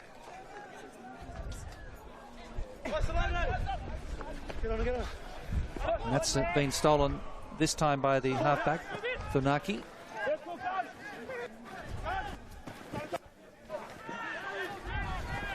New Zealand working it away now through Williams. Strong running by Ale Marlow. Knock on a flack. And the referee spotted a little knock on. So one last throw of the dice may be here for Kibble. He did well to stay on his feet. And then he pushed the pass. Arkoi. Now they've got a little bit of space here. Will they catch this man? Ale Marlow. 5 metres to go. Polai. And Abraham Polai from Otago Boys High, the replacement hooker. That's the real sealer as far as this New Zealand Schools team is concerned. They get their 7th try. And really, they just kept coming, didn't they? It was just a relentless attack from New Zealand once they got into that danger zone, and they'd come through and scored their 7th try, their 3rd in this half. 15-metre line is your mark. Fantastic run there from number 19, and then for Polai to pick it up. Too big, too strong from that close to the line. But as you said, Gordon, they've been relentless in their attack all day, and from today's performance, you can tell they can score from absolutely anywhere on the field, and that's something that the Australian Schoolboys, when they play them next Saturday, they need to be aware of. They need to be connected in defence, and they definitely need to have eyes up with the damaging back three that New Zealand's put out on the field today.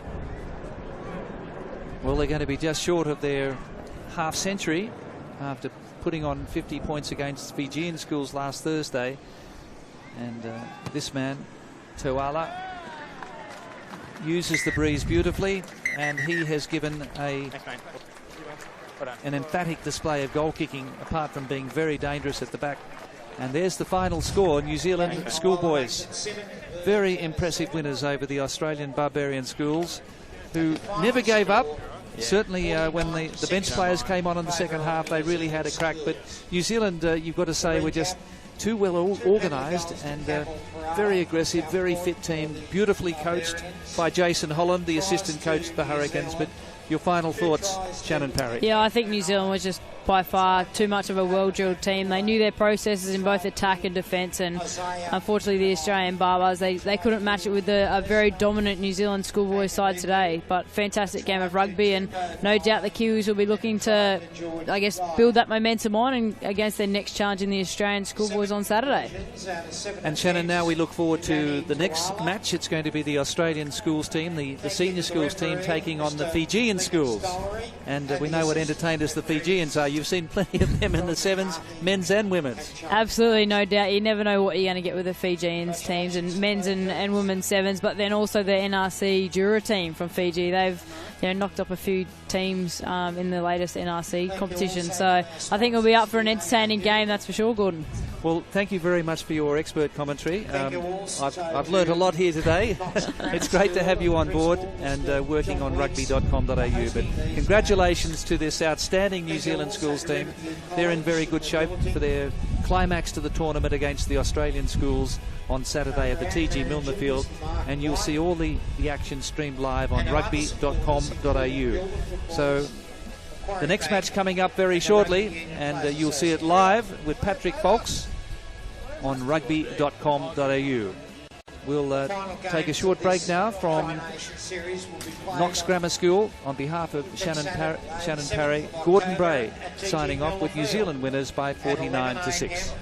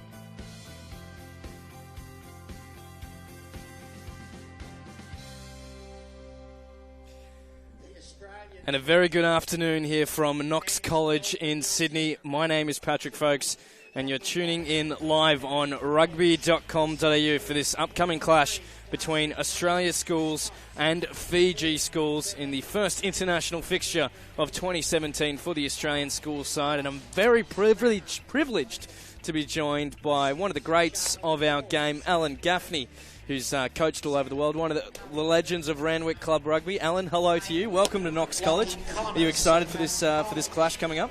Yeah, thanks, Patrick. No, very much so. I've been very interested in watching Australian schools go through the tournament up at Riverview and seeing the way they've developed. And yeah, I'm very much looking forward to the game today.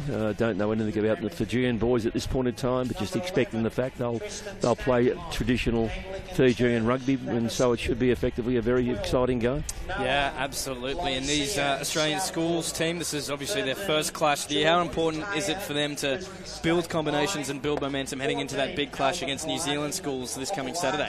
Well, it's going to be massive. We've just seen New Zealand play very impressively against Australian Barbarians, so it's going to be a tough game.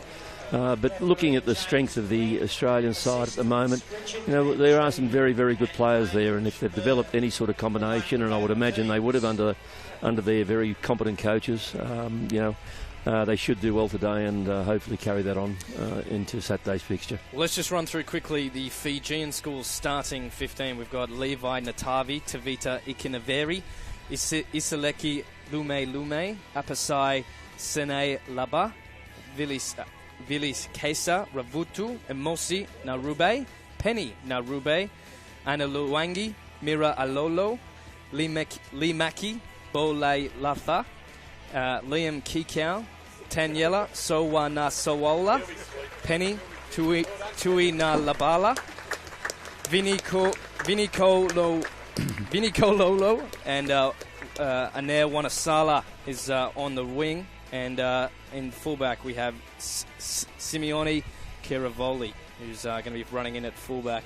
For the Australian Schools side, we have Angus Bell, Lachlan Lonnegan, Darcy Breen, Trevor Hosea from Brisbane Boys College, Nicholas Frost, a local here from Knox Grammar School, Charlie Rourke, Coan Herbert, and Lachlan Connors round out the back row. Seamus Smith and Will Harrison. He's the captain of the Australian Schools side, and he's from Marceline College, Randwick, so beautiful part of the world.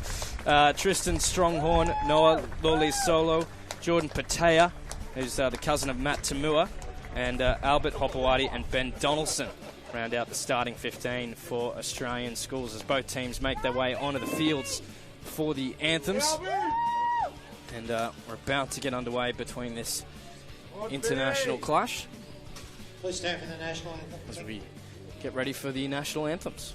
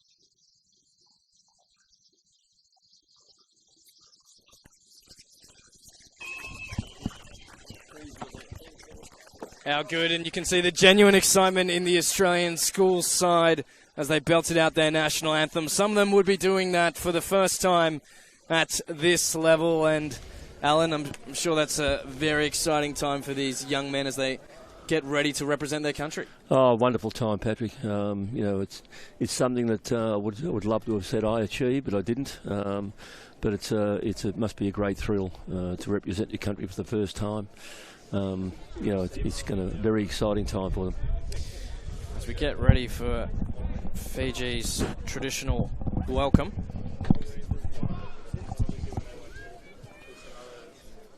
The Australian team just standing reverent on the 40-metre line.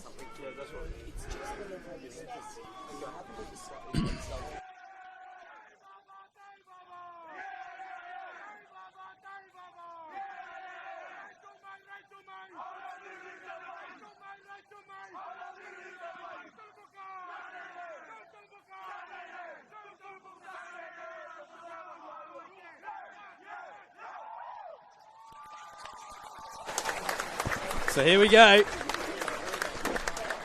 Now it's time to get ready for the match, and a little bit of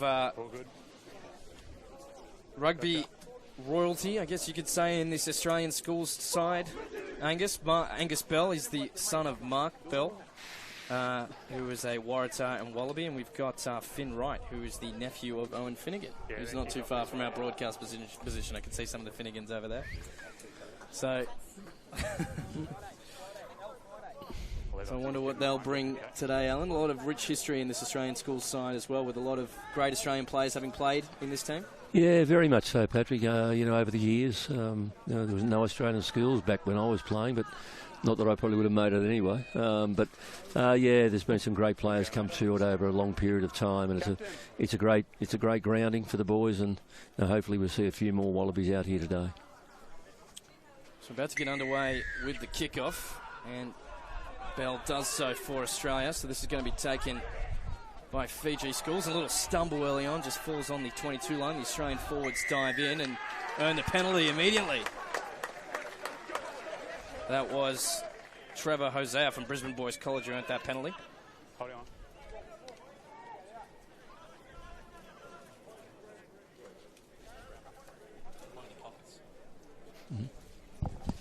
So we're going to have a kick.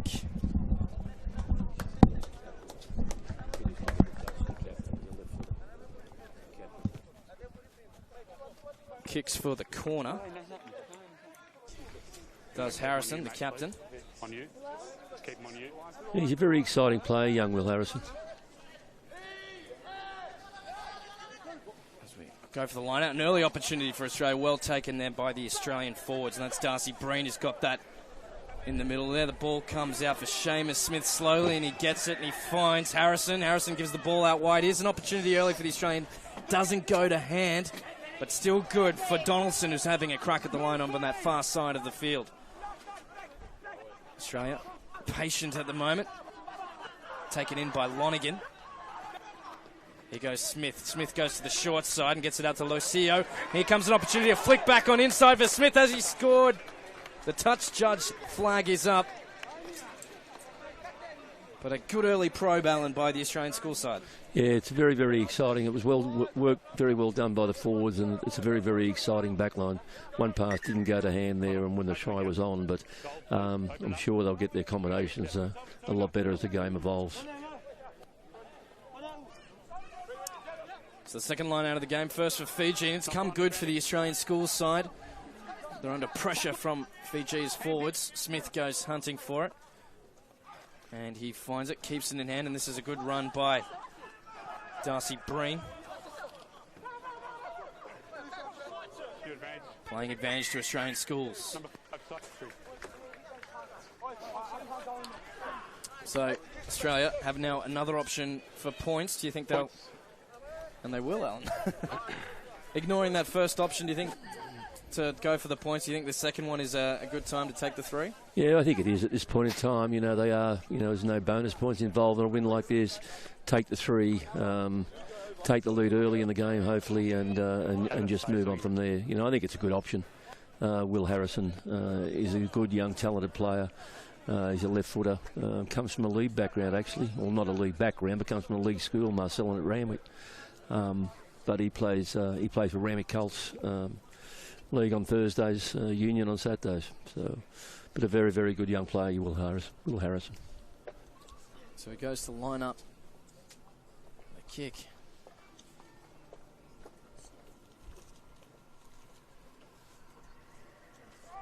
Looks towards the posts, and the kick is looking good, and it is successful. So the first points on the board go to Australia's Will Harrison.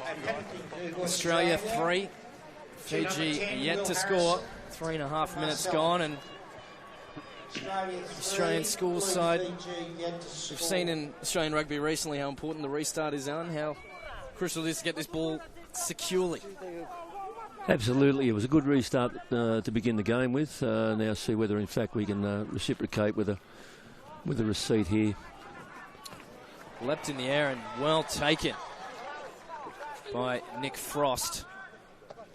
So the Australian Schools side now have the opportunity with the ball in hand, and that was Bell who had a run at the line. Smith now goes hunting for the ball. Finds his fly off, and Harrison kicks over the top and buries it into Fiji's and half of the field, and it bounces perfectly into touch.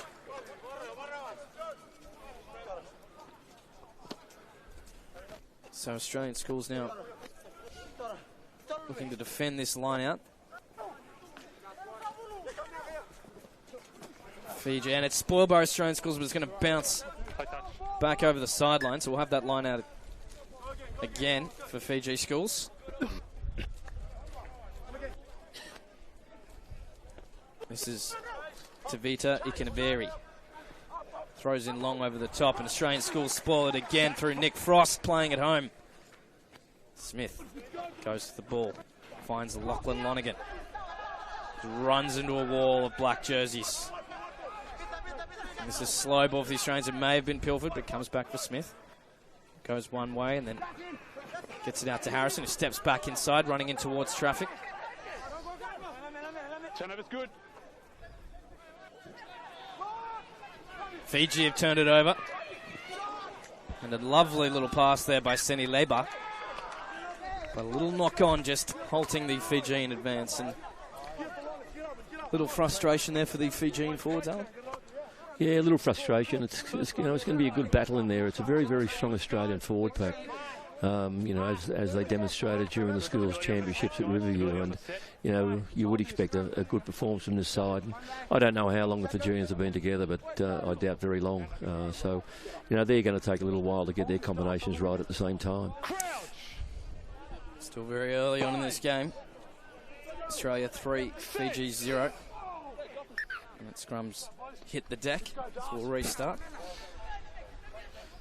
And the Australian Schools team have been training in Sydney this week, and their head coach is Pat Langtree from St Edmunds College in Canberra. Produced a fair few Brumbies, St Edmunds College. Yeah, absolutely. They've been a very successful school, and Pat's been around a long time. He's had international coaching. He's coaching Ireland at one of the schools over there. So Pat has travelled the world coaching, and very successfully. So, penalty to Fiji, early engagement from the Australians is the call, and they take it quickly, and this is where they're going to be dangerous in the counter-attack. Fiji with the ball. And that was Lume. Took the ball in the contact, and having a run now is Narubi. Hits the Australian line with pace. Pulathaka. And just keep the ball inside the forwards, and this is Penny Narubi. Made a few extra metres. Brought to ground, just over the halfway line. As the gold jerseys on the left-hand side rush up in defence, and Fiji looks for the offload, and that was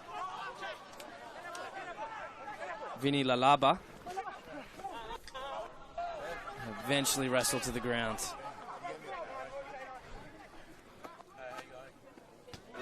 Seni Lababa, he gets through one tackle, looks for the offload, and is eventually brought to the ground. He made a couple extra metres there for Fiji. They're looking a bit dangerous here on this short side, as Vuni Kolola There's a crack at the Australian defence and a little pick and go.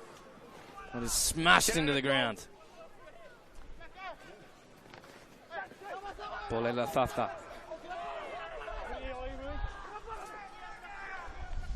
Fiji Schools just advancing through territory at the moment. Liam Kikau gave it off very quickly. This is Miri Lolo, and Fiji looking dangerous here at the moment. Australia will need to shut them down soon. A good tackle there by Jordan Pattaya from Brisbane Boys State High School. And short here on this far side. The Australian defence moves over.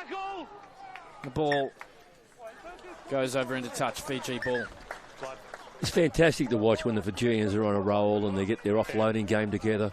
They're exciting no matter what age group, whether it be the senior team, whether it be any age group. I've just seen their 16s play up in Southport, and they took a long time to get together up in Southport, but their final game they played really, really well. And again, even at that age, where the offloading game is, it's something that they've been very adept at for many, many years, and it's the highlight of the game. And you were just up there for the National Under-16s Championship, Alan, so it's been a real pathways week for you in the last week and a half. Yeah, very much so, Patrick. Spent the whole week up there, saw 16, 18 games, whatever it may have been, and Queensland won. Were just a bit too strong for New South Wales, won in the final. But it was a good game. The game could have gone either way. A late try to Queensland blew the score out at the end of 21-12. But it could have gone either way. Queensland were probably the better side in the day. But some good talent up there. Yeah, it was an amazing competition, which was culminated as the final. Alan just mentioned between New South Wales 1 and Queensland Red. And an excellent week up there at the Southport School for the return of the National Under-16s Championship, which is back for its first time in 5 years. Yeah, essential it is. I mean, we've got to get that young talent and bring it through. And there were some outstanding performances up there, and you can see that there is talent on the horizon. It's just the fact that now we've got to make sure that talent's developed. Absolutely, and there's a big crowd here filters in at Knox College here in Sydney.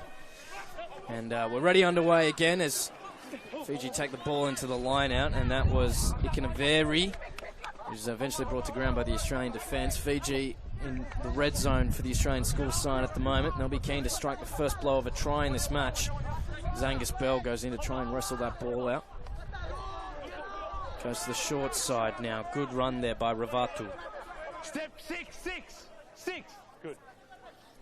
Excellent communication there from the referee. As Australian Schools is under pressure. Looking to go to the right is Bolathalata. And a short pass doesn't go to hand. It is knocked backwards, says the referee. So play on for Fiji Schools.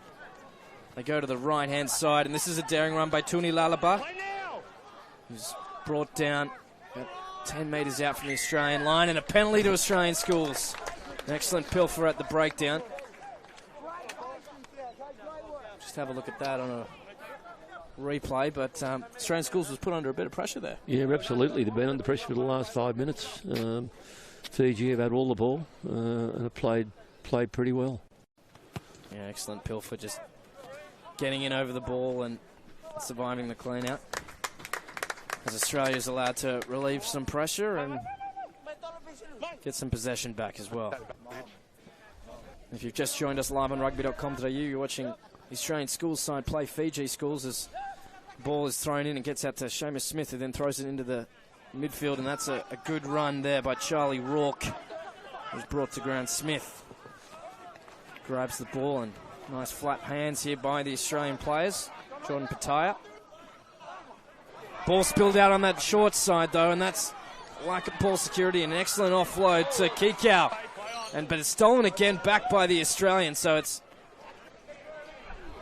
a bit of contest with the ball in hand as Smith goes in looking for it. He finds his fly half in Harrison, who kicks over the top and bounces just in front of the Fijian player, who knocks it on. That was Anari Wangasala. So both sides just positioning themselves at the moment, Alan, neither really establishing some clear dominance. No, not at all, Patrick. I think you're right there. Players just sort of meandering around this part of the pitch at the present time. I don't think that was a particularly good option by Will Harrison. stabbed at the kick, second-guessed himself.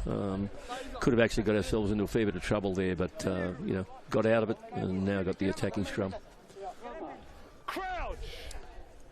So Smith to feed it in, as we see here in this short sign, Joanne Herbert from Dowlands College, who's the flanker for the Australian Schools team. Smith gets a long loopy pass to Harrison. Harrison goes himself. Gets away from runners, eventually brought to ground by Narubi. Short ball to Hosea, who wrestles his way, just gets short of the 22 for Australian Schools. They go to the right. Here goes Bell. Bell with the short pass to Lonnegan. Lonnegan back on the inside, but it's been cleaned up by Fiji's Schools, and this is where they are so dangerous. Smith and Lonnegan bring Mirilolo to the ground. An attempted charge down by Herbert. A little dance up the back by Donaldson. Here goes Harrison again, who's smashed into the dirt. Manages to place the ball back, but Fiji are all over it. That is definitely from the side. Was Vilikesa Ravutu.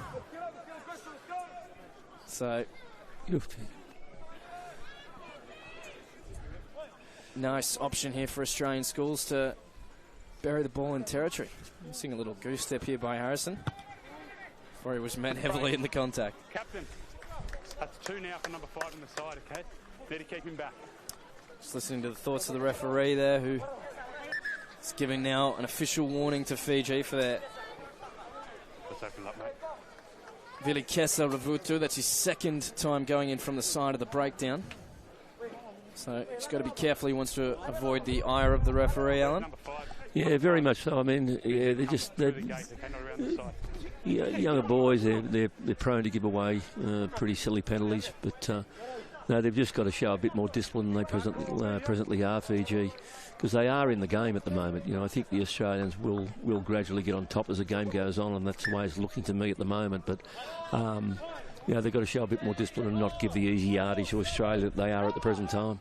So Lonnegan throws in for the Australia off the top, and that goes nicely into the hands of Smith, who then gives the short pass to Loli Sola from the Southport School. Another little knock-on. So a couple of handling errors just preventing Australian Schools from being able to build more pressure at the moment. Yeah, it was a fairly poorly executed set-piece play, that. Not a complicated play, but she's got to get that execution a lot better than what they are at the present time, the Australian boys. So 15 minutes gone in this match. Australia 3, Fiji yet to score, but they did hammer the Australian line for several phases a few moments ago, so they've definitely asked questions of the Australian defence. But for the moment, the men in gold have been able to give the answers as we have this scrum at 35 metres out from the Fiji goal line. Good solid scrum by Australia, and they earn the penalty from the referee.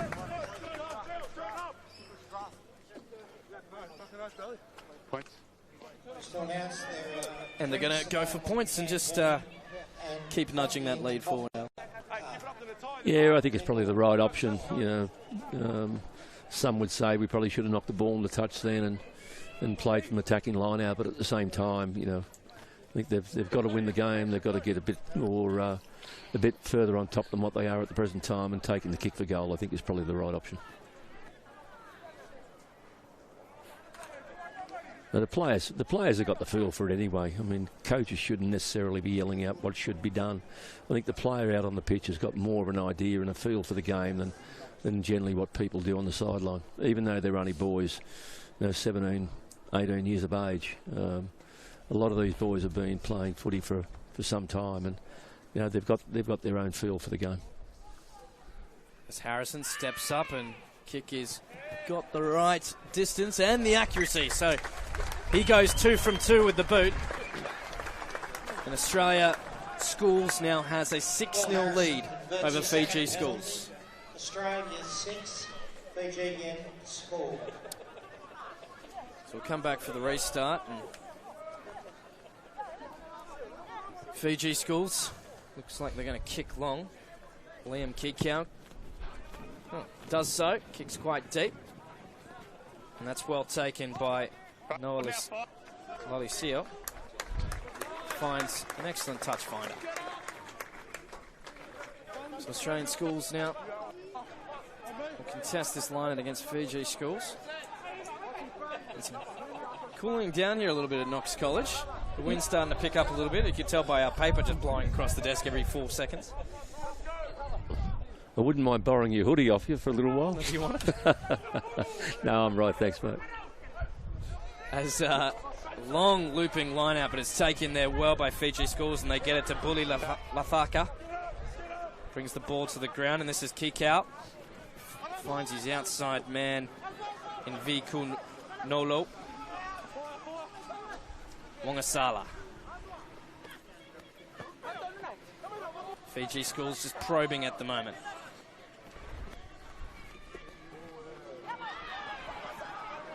And Mosi Narubi ran heavily into contact, into his opposite number as Seni Lababa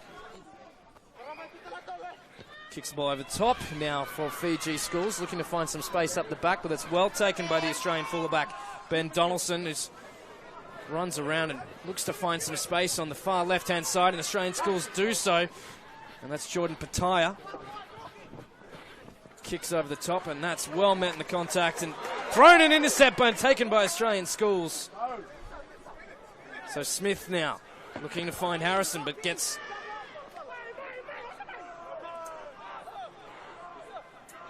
a forward running in. So Smith now gets the ball to Harrison. Harrison finds Donaldson. Donaldson, short ball.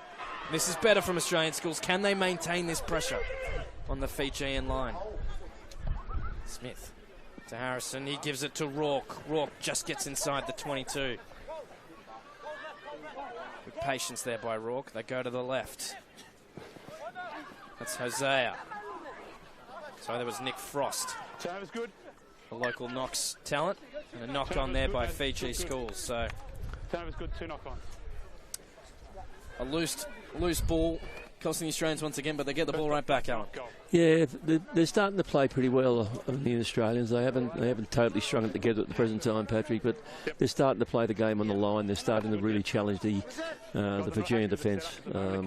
You'll find that Will Harrison will play further forward as the game goes on, and with a very exciting centre pairing from the 2 boys from Queensland.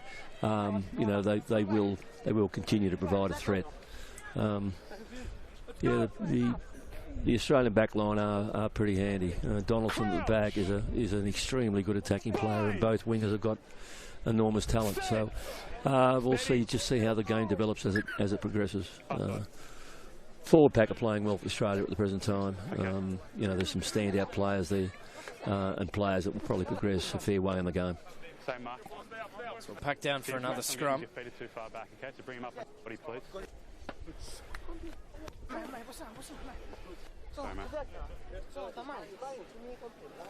Both packs just posturing at the moment, and this is the first international for the Australian Schools side this year. They had a trial game against the Australian Barbarians last Thursday.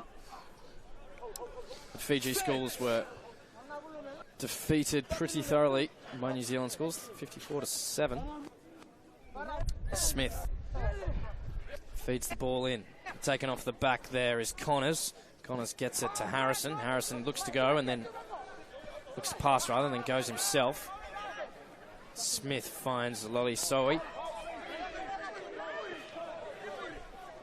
He's brought to ground. Australian Schools go to the left. And this is a good run by Trevor Hosea, who wrestles himself to the ground eventually. Smith gets away from one tackle and loses the ball in contact. And you can hear the cry of his own frustration there, Alan. So another scrum opportunity. Yeah, just too many mistakes, Patrick, at the present time. Just not keeping the ball for long enough periods of time. It was a pretty ordinary set-piece play coming off that scrum down the right-hand side. Just pushed them all themselves across the field and put themselves under too much pressure. They've got to be a bit more direct.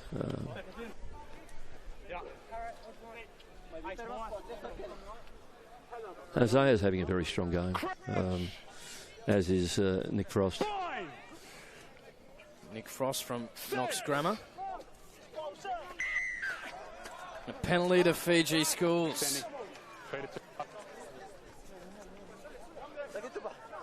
So the Australians will be left to rue that missed opportunity as Fiji now get the opportunity for a relieving kick.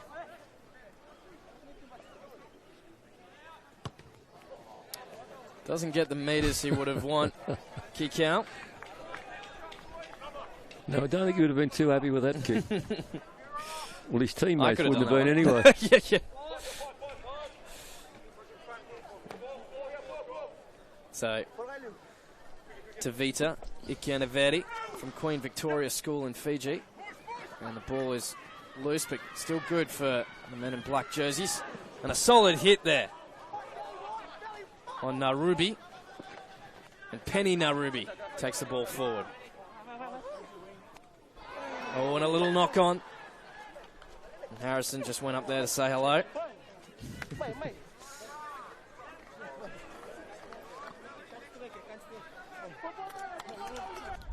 So another scrum opportunity, and the Australians have earned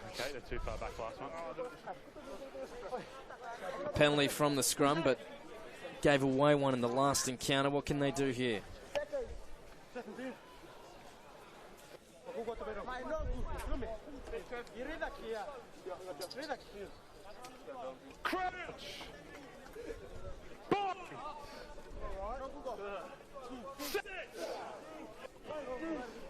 Steady.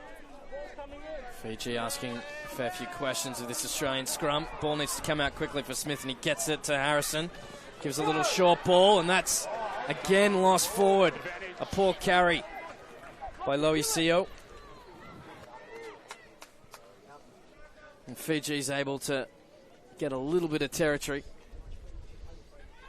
Always under pressure. We'll come back for the earlier knock on. The intent of the play was really good. I mean, playing the ball forward, Will Harrison took it forward. But, you know, we've got to make sure our skill level's high enough to be able to do that. Will was fine, you know, coughed the ball up in contact with Lolisio. We've just got to be a bit better than that at the moment.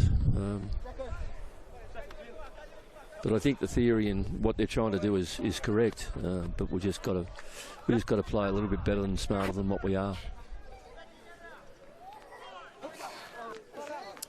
So Lamaki, Bolo Leitha to feed the ball in. Lamaki gets it out to the right, and a solid kick there by Kurovoli. And manages to get the kick to bounce perfectly into touch. So, well played by Kurovoli. And he certainly looks like he's got a bit of wheels, doesn't he? Looks quick. They definitely do. It's one thing they don't lack in Fiji. Plenty of pace and athleticism out wide. Right up, please.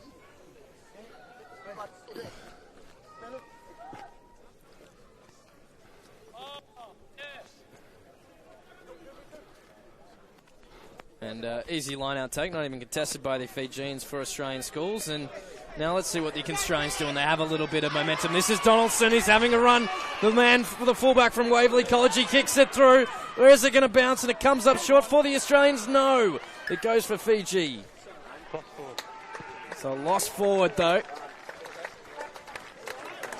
And what about that run from Ben Donaldson? Yeah, he's a very exciting talent, Ben Donaldson. Played a lot of 10 for Waverley this year in the CAS competition. Waverley undefeated premiers in that competition. But Benny's a player who likes a bit of space at the same time. So I think he's got a preference to play 15, but obviously Will Harrison there at the moment playing there, and Benny equally handy playing at 15.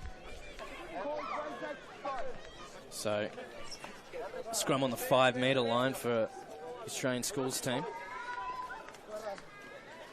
Still yet to see a try in this match. Is this where the Australians can finally cross that white line after 27 minutes? It's the scrum, which has been a battleground area thus far today. Righto, guys. We're obviously not getting that right with the hit. Okay, let's bring it right up now, close to each other, so we don't have that problem. Bring it right up. Close the gap.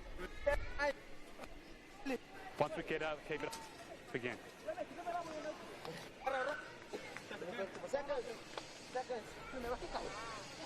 So another scrum. Just hearing the ref just chatting there to the two packs. Need to get it right up is the instruction from the referee. No, we're getting the clock back. Until we get the hit right, we can bring it right together.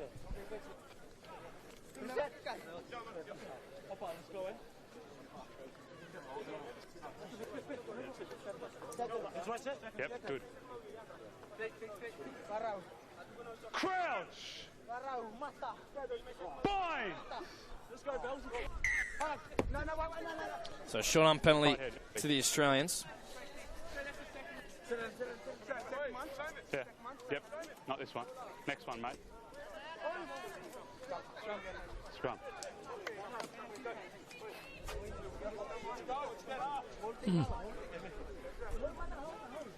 That's the first one for them. There's one now. I need patience from you, okay?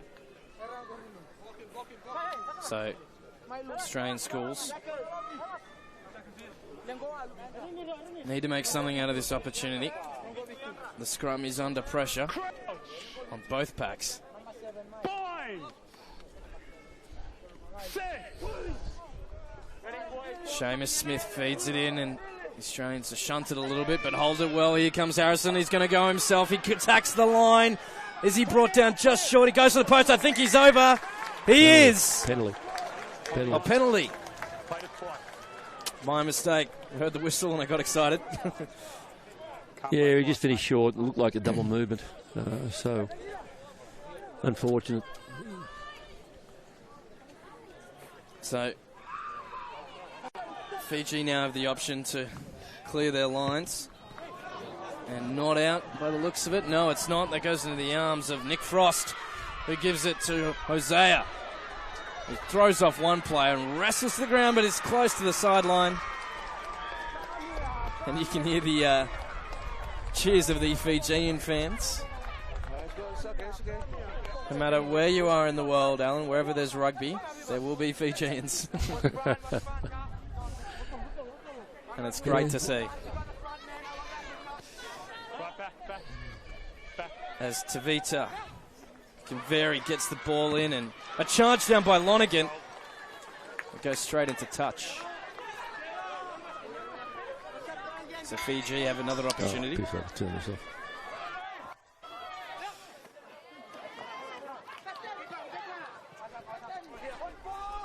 Outside 9, it's outside. Kick over the top by Fiji Schools, but that's well taken by Albert Hopewadi. And bashes his way out of one tackle. He's going to be held up. There's 5 Fijians on him very quickly. He needs more support from gold jerseys, and eventually the Cavalry comes in. The ball is going to be stolen by Fiji Schools. Just not enough Australian players there to support. Fiji now sensing an opportunity. They go with a lovely pass. This is dangerous. That was Lume. He gets the ball out onto the wing and taken into touch. Yes, he is. Was Tenyela Sowena Saloa.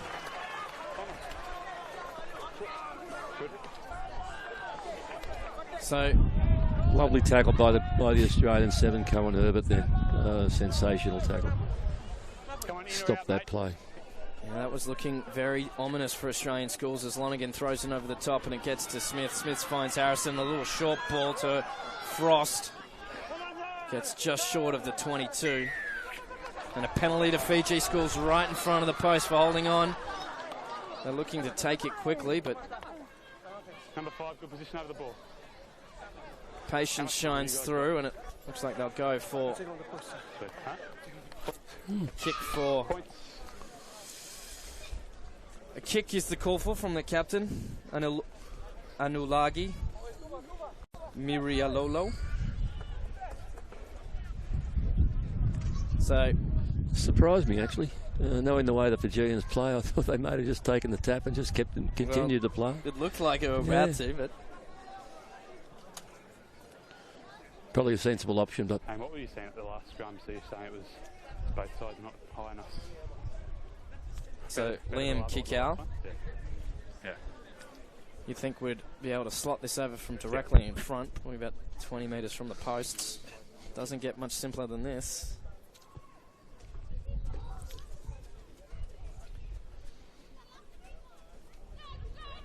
Anything for you, match?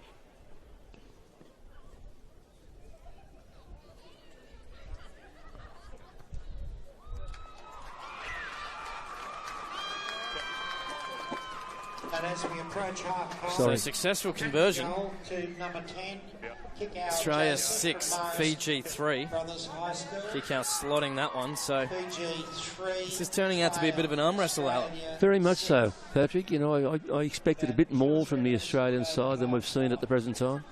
Created a few opportunities, but not as many as I would have thought they would have. You know, particularly in the fact they've had that one run. Now, I know they need more than that, but you know, they would have been a bit disappointing so far today, and I don't think they would have been too happy with their own performance.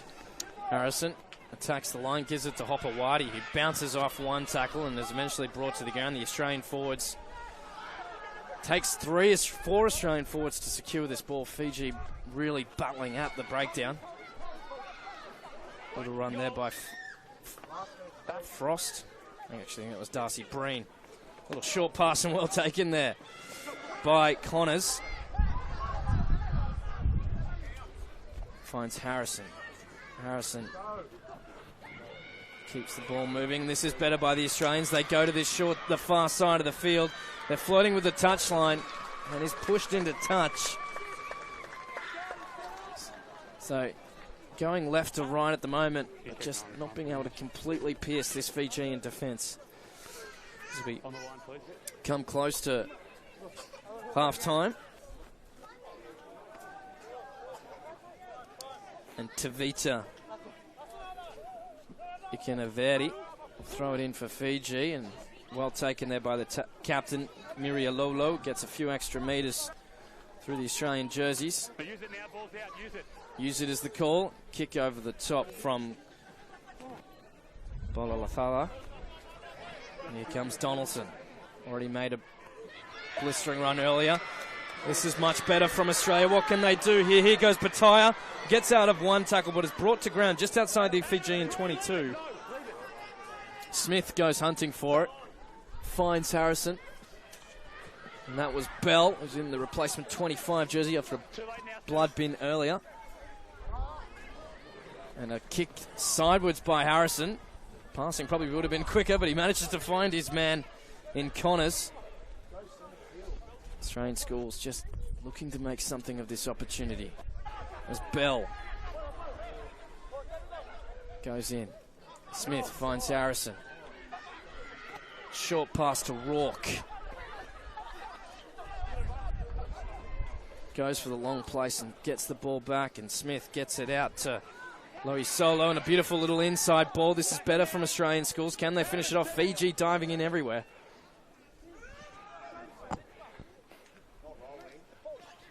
Oh, and a knock on, but we're coming back for the penalty. Referee James Quinn was playing advantage for How much time have you got, man? Vinny Still got just under a minute. Konolo Kick. being offside. Points.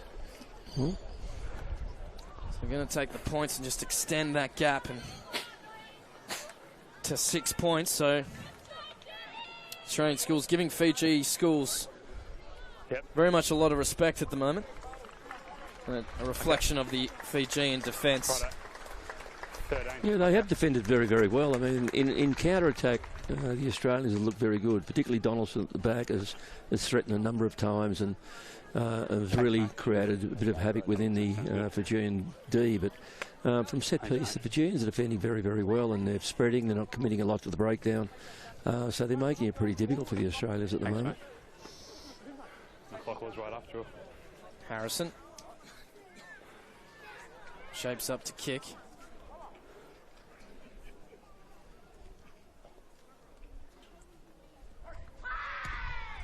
And it looks good.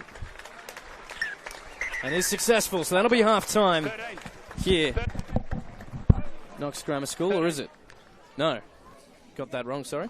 So a third penalty goal to Will Harris. Yeah, it is. It is half-time. There we go. Half-time. So, Australian Schools 9, Fiji Schools 3 at the half-time break. And you certainly feel it's been a tough battle between these two teams. What would head coach of Australian Schools, Pat Langtree, be saying to his troops at half-time?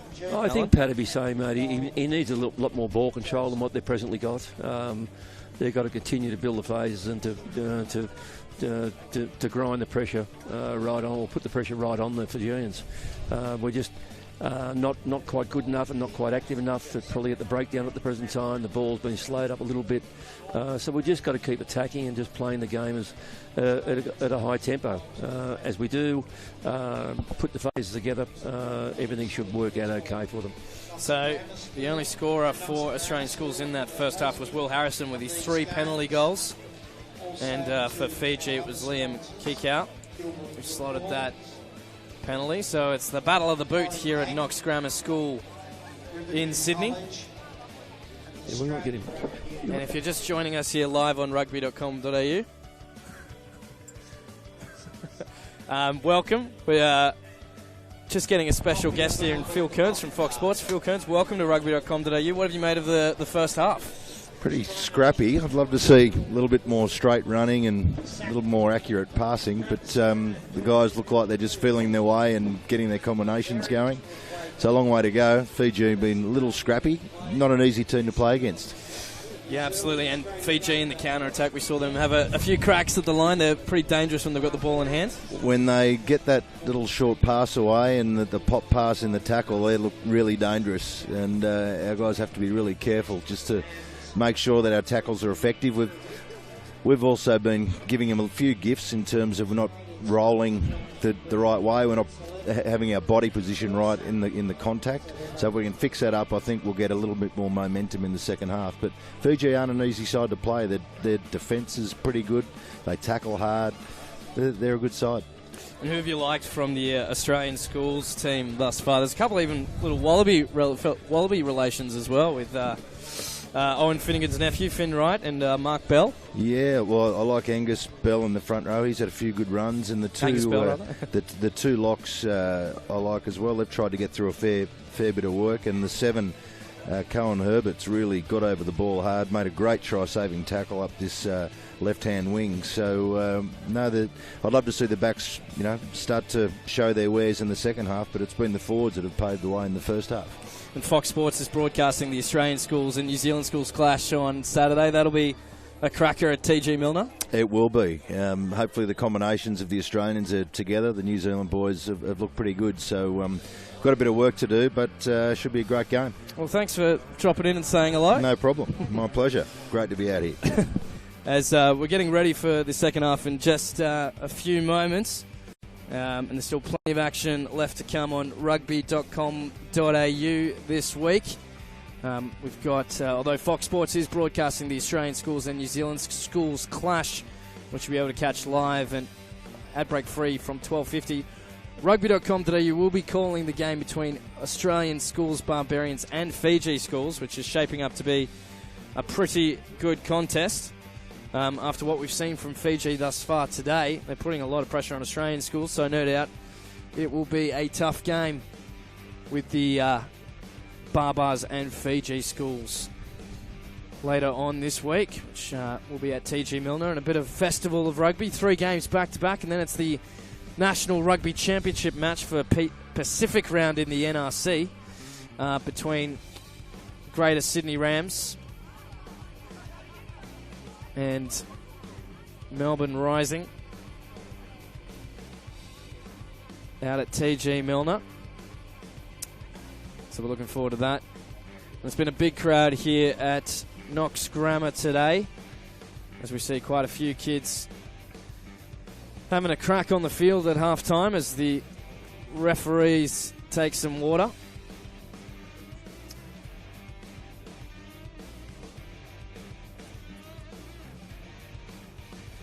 Earlier on today, it was the Australian Schools Barbarians. They fell to New Zealand Schools in a pretty big contest. The Australian Schools Barbars threw everything they had at New Zealand Schools and had a real good red-hot crack, but New Zealand Schools running away with that match.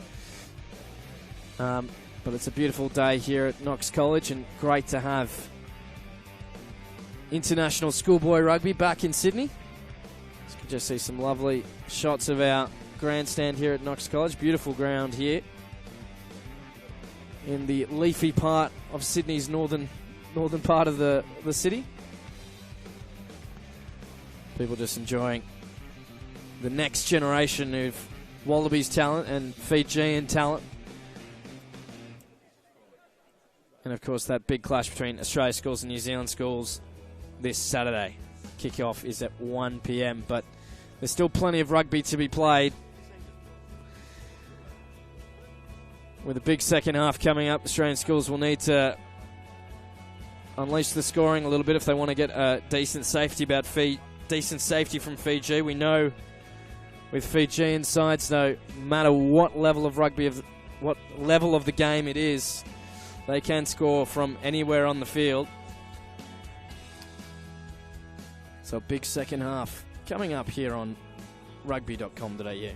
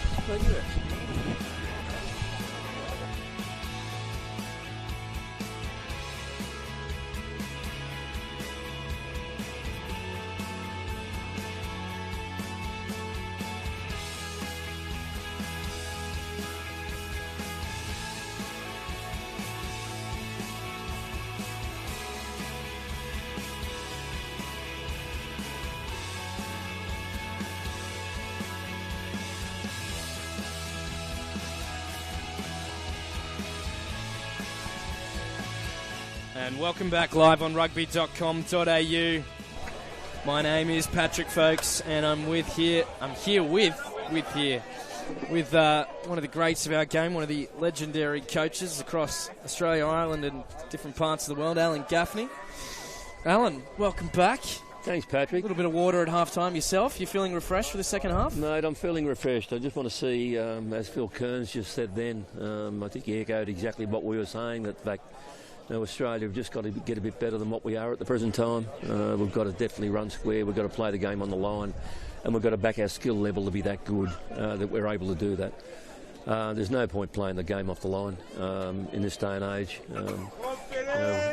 Gary Eller once made a comment. A lot of people wouldn't even know who Gary Eller is, but one of the three greats, and he made a comment many years ago that the only way to put pressure on yourself is to put pressure on. The only way to put pressure on the opposition is to put pressure on yourself, which means if you want to put pressure on the opposition, you got to be pretty good at what you're doing. You've got to play the game on the line and pressure your own skills, and we've got to do that.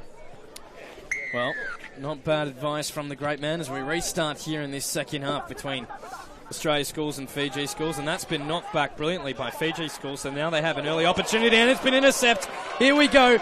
This is Cohen Herbert. He's going for the line. He gets inside the 22 and is brought down by the Fijian defence. Ball was out, though, on Smith, and he was up quickly. No is the call. Side entry. There you go. So Smith voicing his frustration, and a lucky little escape there for Australian Schools because Fiji regathered that very well, Al. Very, very well. Yeah, there was a danger down there, but it was well read by Herbert to take that intercept and just turn the whole attack around. They come through otherwise someone will go to sit down for 10 minutes. Okay, they've got to. So referee James Quinn just giving some advice to Fijian captain Anulagi Mirilolo. Next player goes in from the side is going to the bin. And that there's been a few infringements for that today, so that is the official warning now from referee Quinn as the Australian school side has a line out. That's 7 metres out from the Fijian line.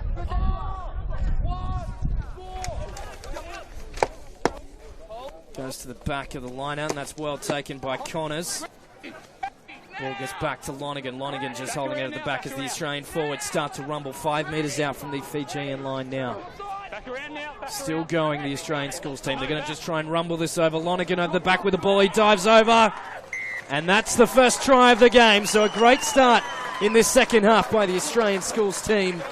And you can hear the appreciation from the crowd. So Australia 14, Fiji Schools 3, Alan. Yeah, good decision by the captain to kick the touch there, keep the pressure on the Fijians. Okay. And very, very well executed, driving more by the Australian forward pack. Yeah, set piece so important, particularly when you're playing a big pack like Fiji, and the Australian team very well drilled, working together to get that try for Lachlan Lonnegan from Trinity Christian College. Check that out. So we'll have now the kick for conversion from Captain Harrison. And he's been 3 from 3 with the boot thus far.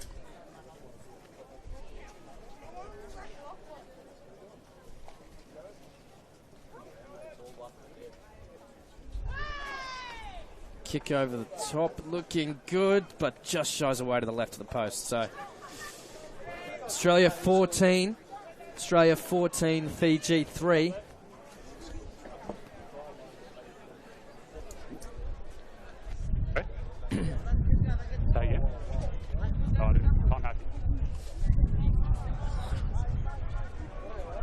So Fiji now with the restart.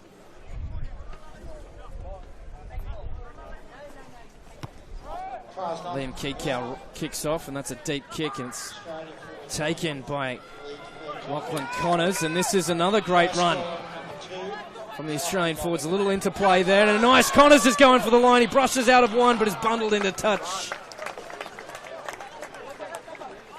But a little bit more of enterprising play here from the Australian Schools team. Yeah, that was very, very good play. Unfortunately, we just went too close to that sideline and get knocked in the touch, or otherwise, it would have been a lot better if we could have kept the ball in play and started to try and build from there. But some very good play, some good interplay between the forwards. So, ball spoiled and knock on there by Australian Schools, and darting through the line. This is dangerous here by Fiji. This is Sene Lababa who gets the offload. Fiji Schools have a huge run at the line to get that number. Good. Balalatata. Kick over the top from Kikau.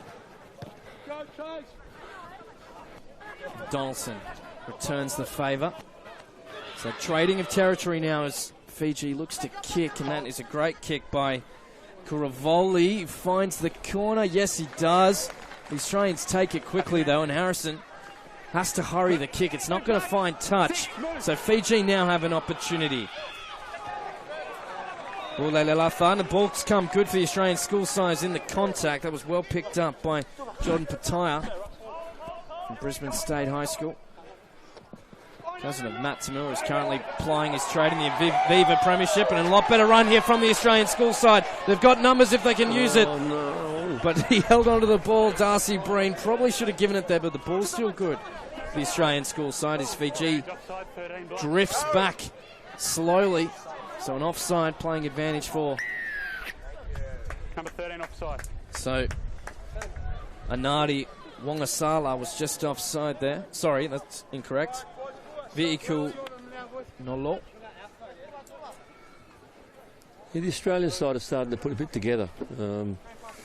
Interpassing between the forwards and backs has been pretty effective so far. In the middle there. So I'm just assuming at this point in time they'll kick for touch, which they are, and just keep the pressure on. Donaldson kicks for the corner.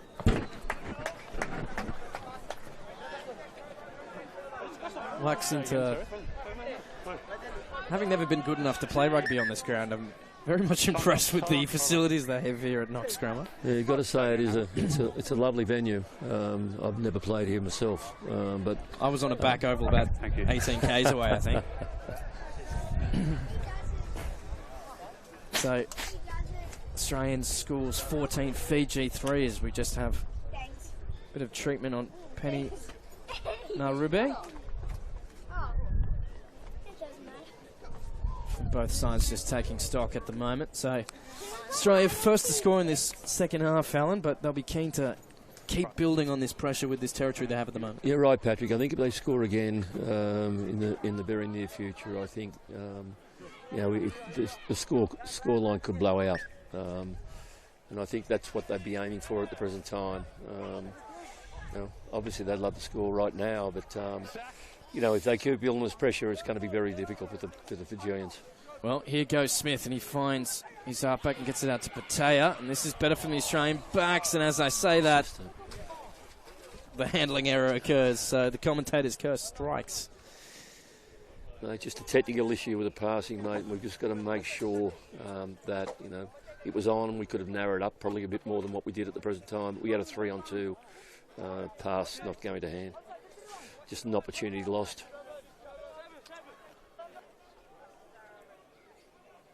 So Fiji Schools throwing off the line out, and that was Apasai Senilaba.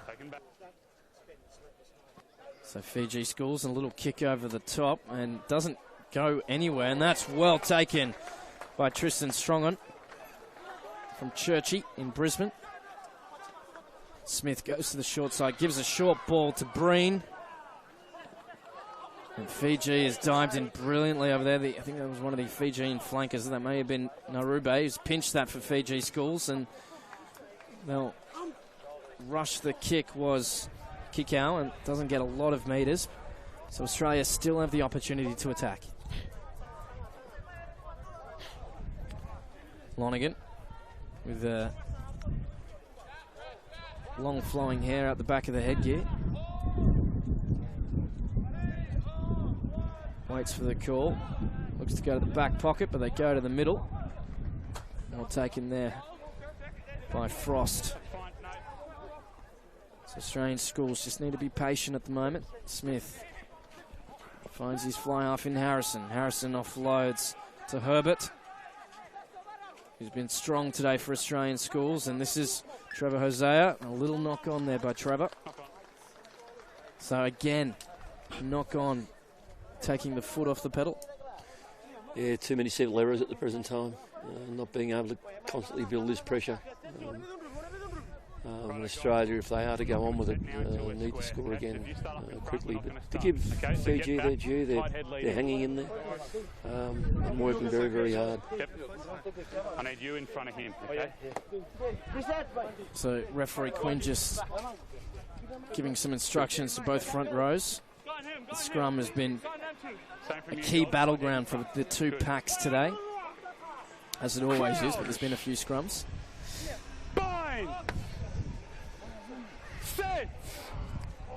That's gone straight down, and a penalty to Fiji Schools for collapsing.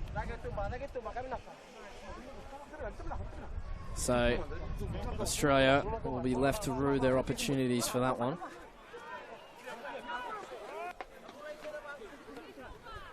There's a kick out. Finds touch, and again, doesn't get a lot of metres. There is a slight breeze here today at Knox College.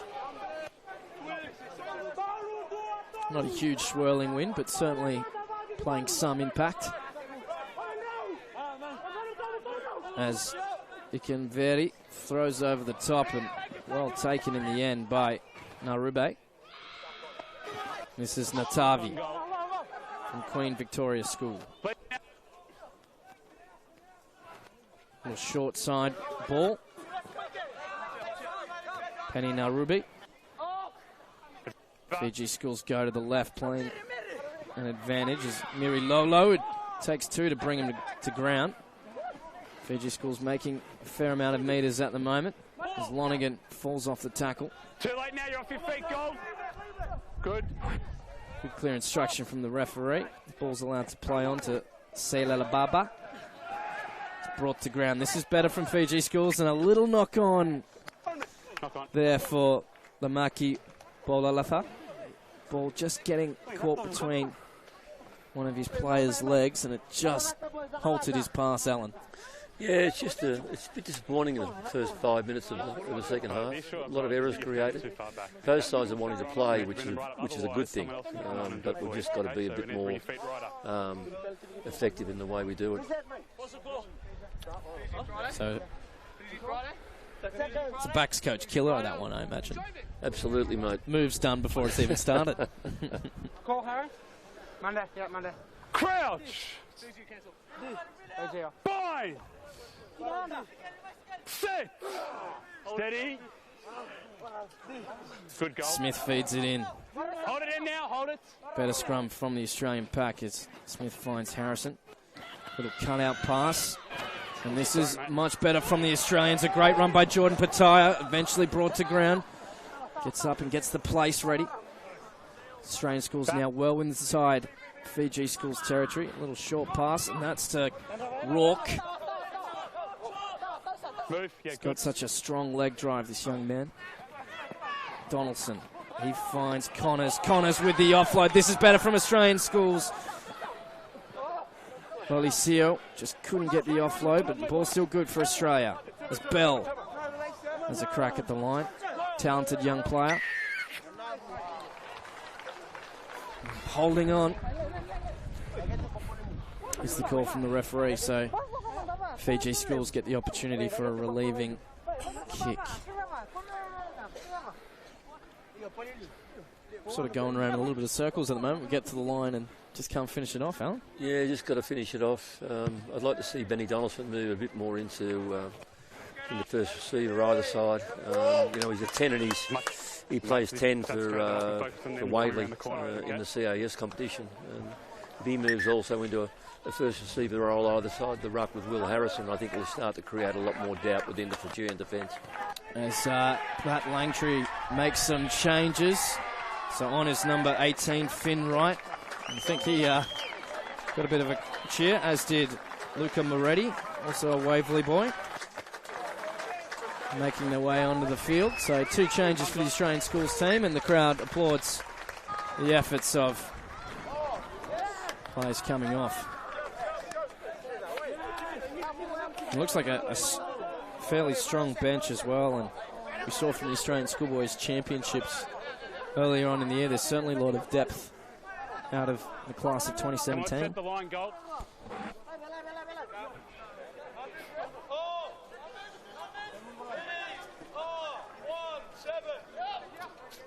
So Schools, Australian Schools, go to the middle pod. Well taken. Maul is called by the referee. Smith just happy to let it go. Move it now, goal. The ball comes out for the Australians.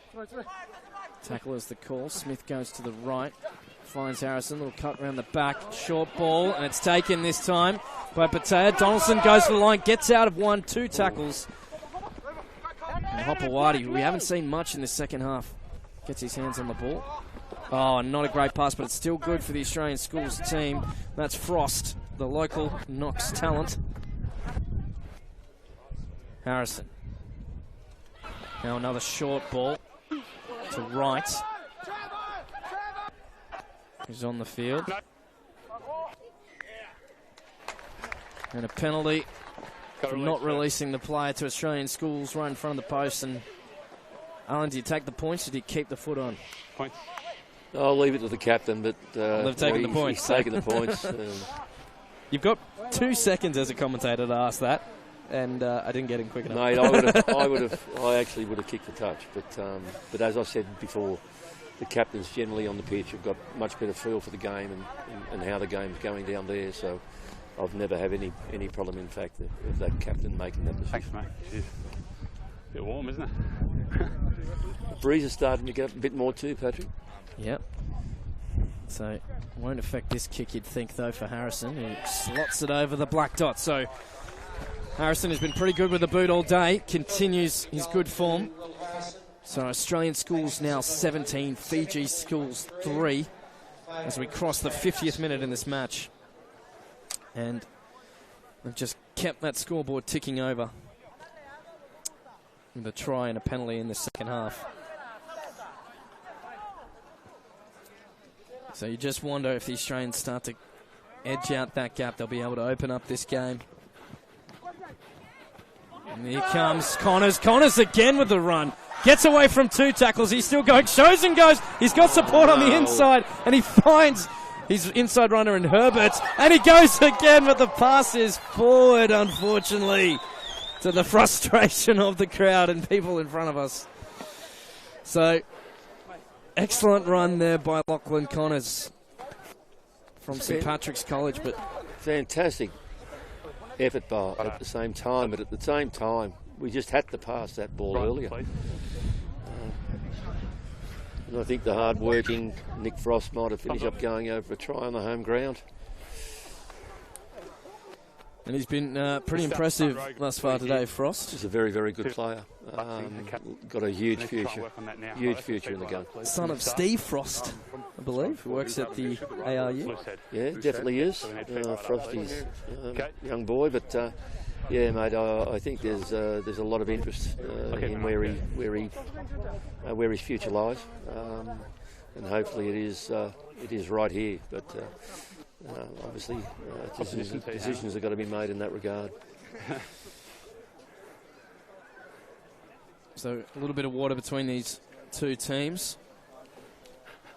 It's been a much slower second half than what it was in the first pass. It was frenetic with Fiji coming at Australia from all sides, but well, Australia have done all the attack. They just can't finish things off. I mean, they've created a number of opportunities in the first 11 minutes of the second half, but just opportunities have gone begging.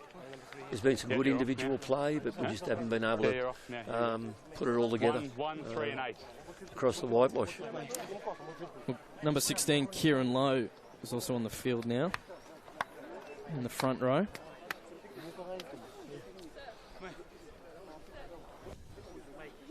Right, are we good? As you just see Harrison just having a chat to his inside man. There's your mark, guys. Black Noah ball. Lollisio. Let's go, boys. Show them what you got, boys. So here comes the scrum. What can the Australians do here? It's a Fijian feed. Can they put pressure here on the Fijian pack? Set!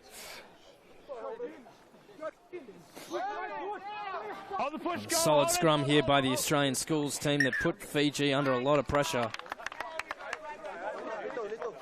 We'll have the ball in again for Fiji Schools. Good effort there by the Australian front eight. Yeah, it's a change of front row. The boys have come on fresh. They've done very, very well then and put enormous amount of pressure on the Fijian scrum. See whether, in fact, we can back it up with another effort.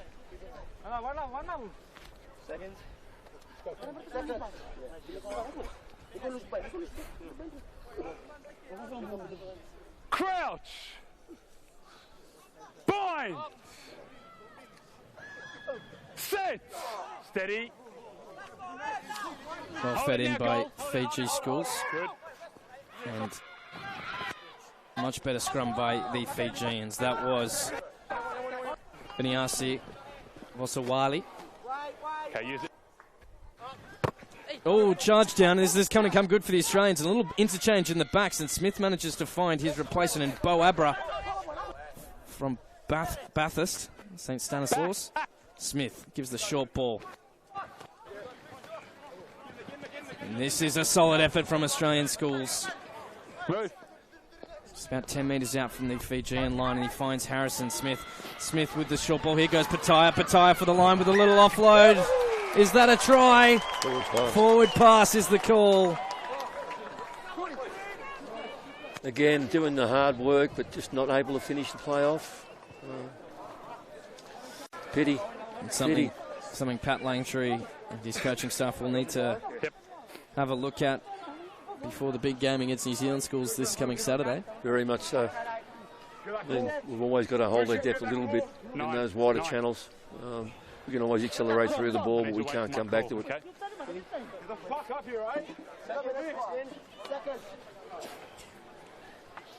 Crouch. Bind. Set. Steady. There, go. 10 metres.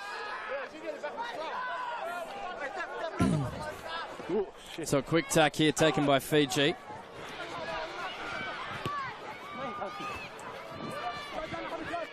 And go to the left. That's well taken by Donaldson.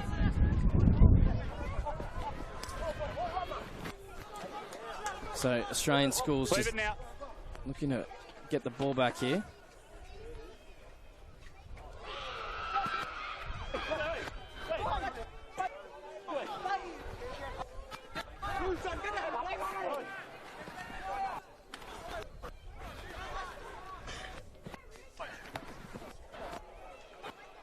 Fiji Schools looking dangerous at the moment as they get inside the 22.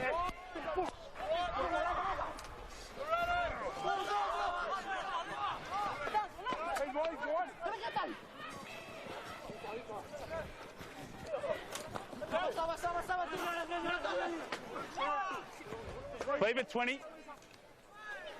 So Fiji Schools, let's go on the short side through Senilaba, and this is a better run from Vunokalavi. Just keeping it in the hands at the moment. Fiji Schools go to the left-hand side, and this is dangerous, but it's shut down by Hopewadi, who steals the ball. That was a perfectly ripped. Massive chance down the left-hand side then for the Fijians. Can't play the ball. Hopewadi did well. 23 off feet, then playing Australian Schools managed to keep it going. What did you think of that passage of play, Alan? Yeah, I thought the Fijians were very good, mate. They were more direct, took it at the Australians. Australians started to struggle a little bit in defence. As I said, attacking back down that left-hand side, then Australia was short of numbers. But Hopewadi did well and read it well.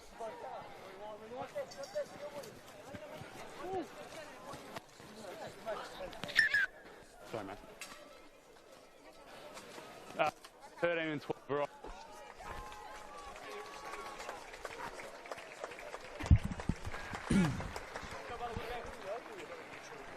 So, a couple of extra changes coming onto the field now for Australian Schools as Harry Wilson enters the fray. Number 7.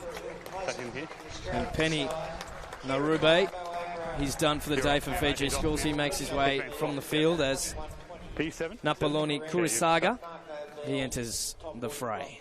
So 56 minutes gone. Australia Schools 17, Fiji Schools 3.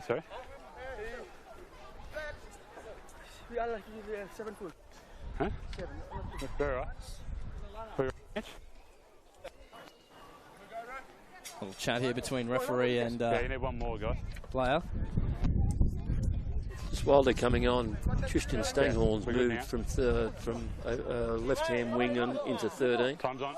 Okay. And they brought Will Lloyd on to play on the left. Will Lloyd on to play on the left wing.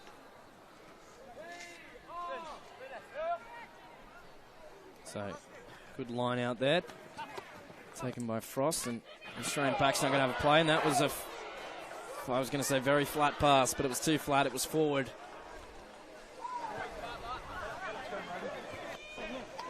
So, nice option there, but just didn't get the timing right. That's 2 free kicks against you going early, okay? I need you to hop, otherwise it'll be a penalty next time. Tristan Stranghorn with that run. So we'll have a scrum about 42 metres out from the Australian line. Fiji haven't had too much opportunity in Australia's half in Australia's defensive half this half.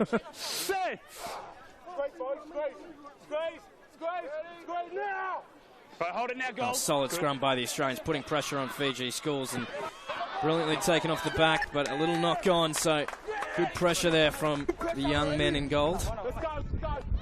Knock on.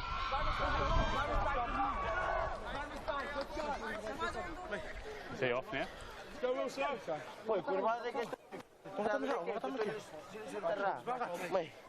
So we'll pack down for the scrum, and there's good pressure by the Australian pack on that last scrum. Yeah, the scrum's been very, very good this Good match. this half, particularly the changes were made by the coach, and this front row worked very effectively. Bind! Set! So well fed in by the replacement scrum half, Marco Bell from Waverley College. A nice little short ball here from the Australian Packs. Here goes Stranghorn. Wrestled to the ground. And penalty to Australian Schools. No release on the tackler. So Australia now get the option to kick it deep into Fiji territory and try and extend this lead. Captain, please. I mean, that was some fair attack by Australia then, but I think they've still got to be a bit squarer than they're just getting marginally across field, making it a bit easy for the Fijian defence at the present time. But Fiji didn't get off the line then, which allowed Australia to really take the ball at them, but we just could have been a bit more effective in the way we did it. Another warning from the referee to the Fijian side, this time not releasing the player. So Australia 17, Fiji 3. A healthy lead by the Australian school side, but it definitely could be bigger if they'd taken the most of their chances, as the Harrison now gets the ball and he gets it to Herbert. Advantage offside against Fiji Schools. Here goes Wilson. Short ball here, well taken by Finn Wright. There's a mark match. 22 offside. So an offside call on Aminiasi Shaw. Huh? They're all different, mate. They're all... Red zone twice. Red zone 3 times. So I've spoken to them. Ben Donaldson been given... Make sure at the moment it's the breakdown. That one's offside. It's first offside for a long, long time. So. And that ball just went dead. Yeah, so we're just hearing an interesting chat between Captain Will Harrison and the referee. Just saying that Fiji's giving away a lot of penalties in the red zone, which is frustrating the Australian attack. Who's off? Will? Time's on. Will Harrison has Behind him. been told to have some waters. He's going to hit the sideline, so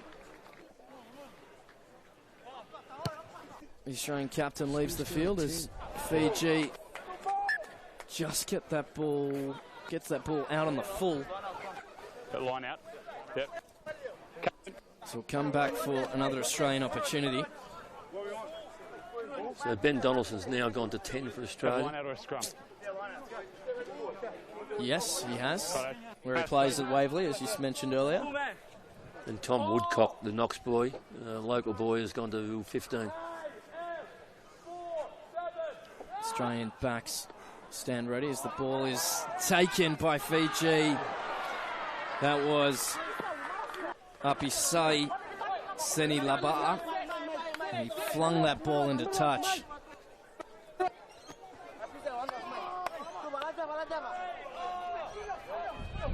So Australian Schools get it in, and this is Donaldson now. Donaldson with a short ball on the inside, and it's again lost by Australian Schools. Not a strong carry. And they'll need to number up now in defence. We know how dangerous Fiji is on the counter-attack. Nice continuous offloads and a kick over the top, and Marco Bell had to motor back quickly to secure the situation, but the ball's gone into touch. So Australian line out, but just not hitting what you sense is the Australian full potential at the moment. And they are leading and leading well. I think they'll be very frustrated, and I think the coach, Pat Langtree, will be very frustrated with what's happening out here at the present time. A lot of opportunities being left out there. This could have been a reasonable scoreline as far as Australia are concerned, but just too many unforced errors.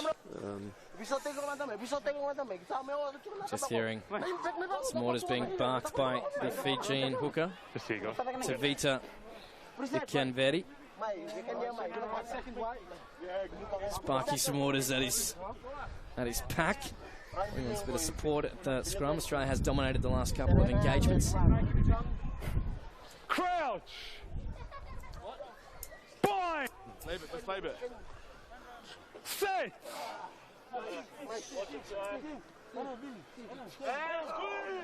So fed into the scrum by Bell. Bell goes to the left, finds Donaldson. Donaldson with a flat pass. And this is much better from Australia. Tristan Strangon throws the ball back on the inside, back to Strangon. He's going for the line. Is he going to score? He gives it to Will Lloyd, who does score for Australia Schools in the corner. So Australia Schools now extend their lead to 22 points to 3, and that's much better from the Australian backs. Much better play. Taking the ball flat, playing the ball on the line. Everyone square at the line. Much better play. Just seeing the replay on our screens, and great support play. Staying inside the ball, staying alive. Yeah, just generally very good play. Will Lloyd just waited and timed his run perfectly and was there at exactly the right second he needed to be. So thanks. To score in the corner, so this will be a kick from Donaldson. They haven't been all that far away from doing that about 3 or 4 times, but that was very well executed.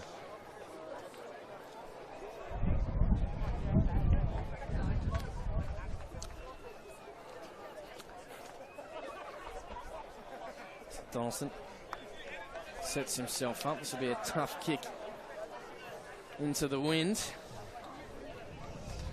How's the time looking for you guys? 6.5 to go. Does strike the ball generally pretty well in Donaldson. Thank you. He's had a good crack here, and it looks pretty good, but it's underneath. Had the accuracy, but not the distance. Pretty strong breeze on occasions, a gust. It just picks up it very quickly and sort of swings around the ground we've got here as no worries. As a Fijian player has been injured in back play, which I didn't see. So he's just receiving some treatment. So we certainly hope that he's all right. Stretcher, so it'll be a little while. So there's the call for the stretcher, so certainly hope that young man is all good as the Australian huddle gets set on the 22. So Fiji was defending with 14 for that last passage of play. And Alan, 22 points to 3. Do you think, okay, thank you. What would you give the pass mark for today? No, I think they'd be very disappointed in what they've done today, Patrick. I mean, they've created a lot of opportunities. There's no doubt about that, which everyone can see. But We've just got to be a lot better now and cleaner in our execution. This scoreline could have blown out today, to be truthful. But I give Fiji their credit. They've hung in there. They've tried particularly hard, and they've defended generally pretty well. But the Australian boys, I think Pat Langtree won't be enormously happy with a win, obviously. But I think he'll need a much better performance when they play next Saturday against New Zealand. We saw New Zealand Schools defeat the Australian Schools Barbarians, which is effectively the Australian Schools seconds team, if you will. And the Australian Barbars certainly asked some questions of the New Zealanders. So do you think there'll be something there in the tapes that Pat Langtree and his team can look at? Yeah, I think it did finish up 7 tries to 0. But I don't know whether, in fact, that was the real scoreline. I think the Australian Barbarian boys did pretty well. There've been quite a lot of injuries they've had.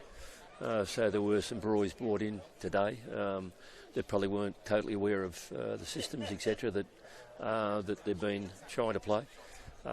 And that's not an excuse for the Australian Barbarians boys, nor is it a slur at all on what the New Zealanders did today. It will be a tough game on the weekend, but I think this side here has got a lot more to show the Australian A side than what they've shown today. There's a lot of talent there. There's no doubt about that. And if they put it together, it should be a very, very good game against New Zealand on Saturday. And of course, the Australian Schools team is just one part of the overall machine that is the Australian Pathways system. Now we've now got the under-16s, which has returned, the Junior Gold Cup, the Australian under-20s, the Super 20s, and there's some exciting programs coming out in the near future, which will be announced in the short term. But you, Alan, you've got your fingers in a lot of the Australian Pathways pies. What are you liking about the young lads coming through? There's some talent coming through. It was good to see at the 16s over the past week a lot of the boys playing uninhibited. They're not playing to a lot of structure. They're just playing what they're naturally gifted to do. And I enjoyed that part of the game up at Southport. I think sometimes we put a bit too much structure in the way boys play and take the flair out of them. I know when I was coaching, I refused to take the flair out of a player, and I think we're best suited as a nation. You've got to have some shape. There's no doubt about that in what we do. But at the same time, we can't take the flair out of the boys, and we've got to be able to let them play. That's what I liked about the 16s, and I think we've got to start producing this on the way through. And this is what you're seeing a lot here today with the Australian schoolboys. So, well taken there by Frost. Oh, and that's been knocked on.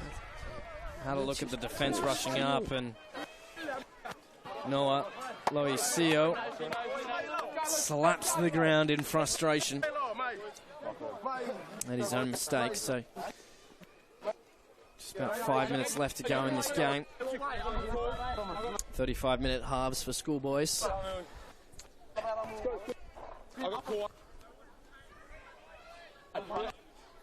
What can Fiji do here?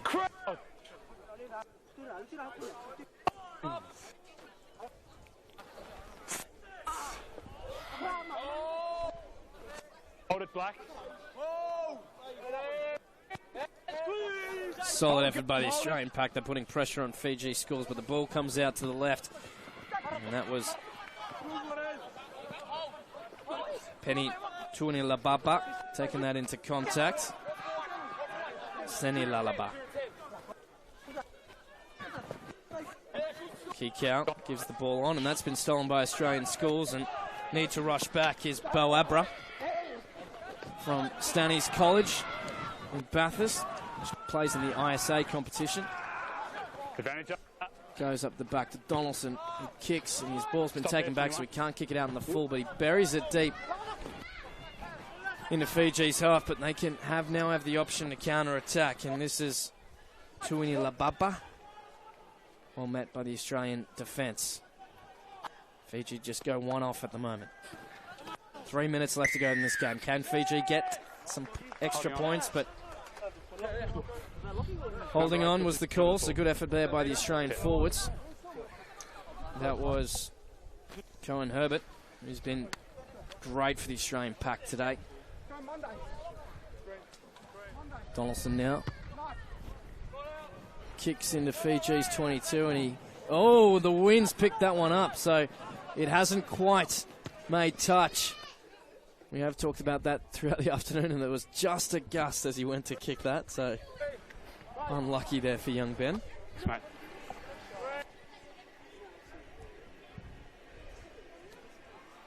So, Kieran Lowe.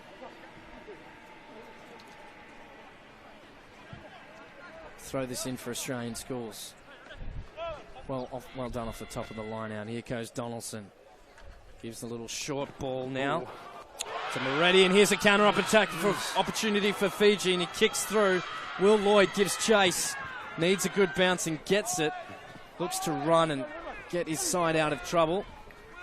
Shapes the pass, doesn't. Now he's going to run himself away from support and needs some help from the Australian forwards. They come in. So Donaldson under pressure. And the Australians now moving the ball very well. Throws over the top into Lloyd's hands. He's going to have a run at the line. Forgive me, that was Stranghorn. Did very well to stay in touch. Oh, but not a very good pass, and that's been 2 knock-ons there. 2 knocks. So Luca Moretti just didn't get that one enough airtime. Australia 22, Fiji 3, and the Australian Schools side will take the win today. Just under a minute to go in this match. But there'll be plenty of work left to do before the big clash against New Zealand Schools this Saturday from TG Milner in Eastwood. That's a 1 p.m. kickoff. And that match will be broadcast live on Fox Sports. Rugby.com.au will bring you the Australian Schools Barbars game playing Fiji Schools, which is shaping up to be a mouth-watering clash after what we've seen today. Yeah, that should be a very good game, actually. Fiji obviously will, they want to play, and after the day, so will the Australian Barbarians. So, yeah, both games should be good, entertaining games on Saturday. Set. Steady. So this is Fiji's feed. Scrum. Penalty to Australia, though. Early engagement from Fiji. Hold steady till the ball's in. And Cohen Herbert went to do a Fijian pass, but did it into his own man. And here comes the Australian Schools through Finn Wright. Look to go to that right-hand side. Can Australian Schools finish with a bit of flair here as they kick through here by Loli Seo? And I can hear your disapproval there, Alan. That's yeah, I think that was a pretty ordinary option, kicking that ball. Donaldson. I mean, it was on. Gives a little short definitely ball. got to keep the ball in hand. Moretti with that run. Need to go to the right-hand side. There's numbers. And that's an offside there from the Fijian offender. That was Penny Kuabuli. Oh, yeah. Take it. So they're going to kick for the corner. Donaldson's got it. Nice offensive line out here for Australia as we click over into the 70th minute. Very close too. Now clock just slightly different perhaps than the regular clock down on the field. So Kieran Lowe to throw this in for Aussie Schools.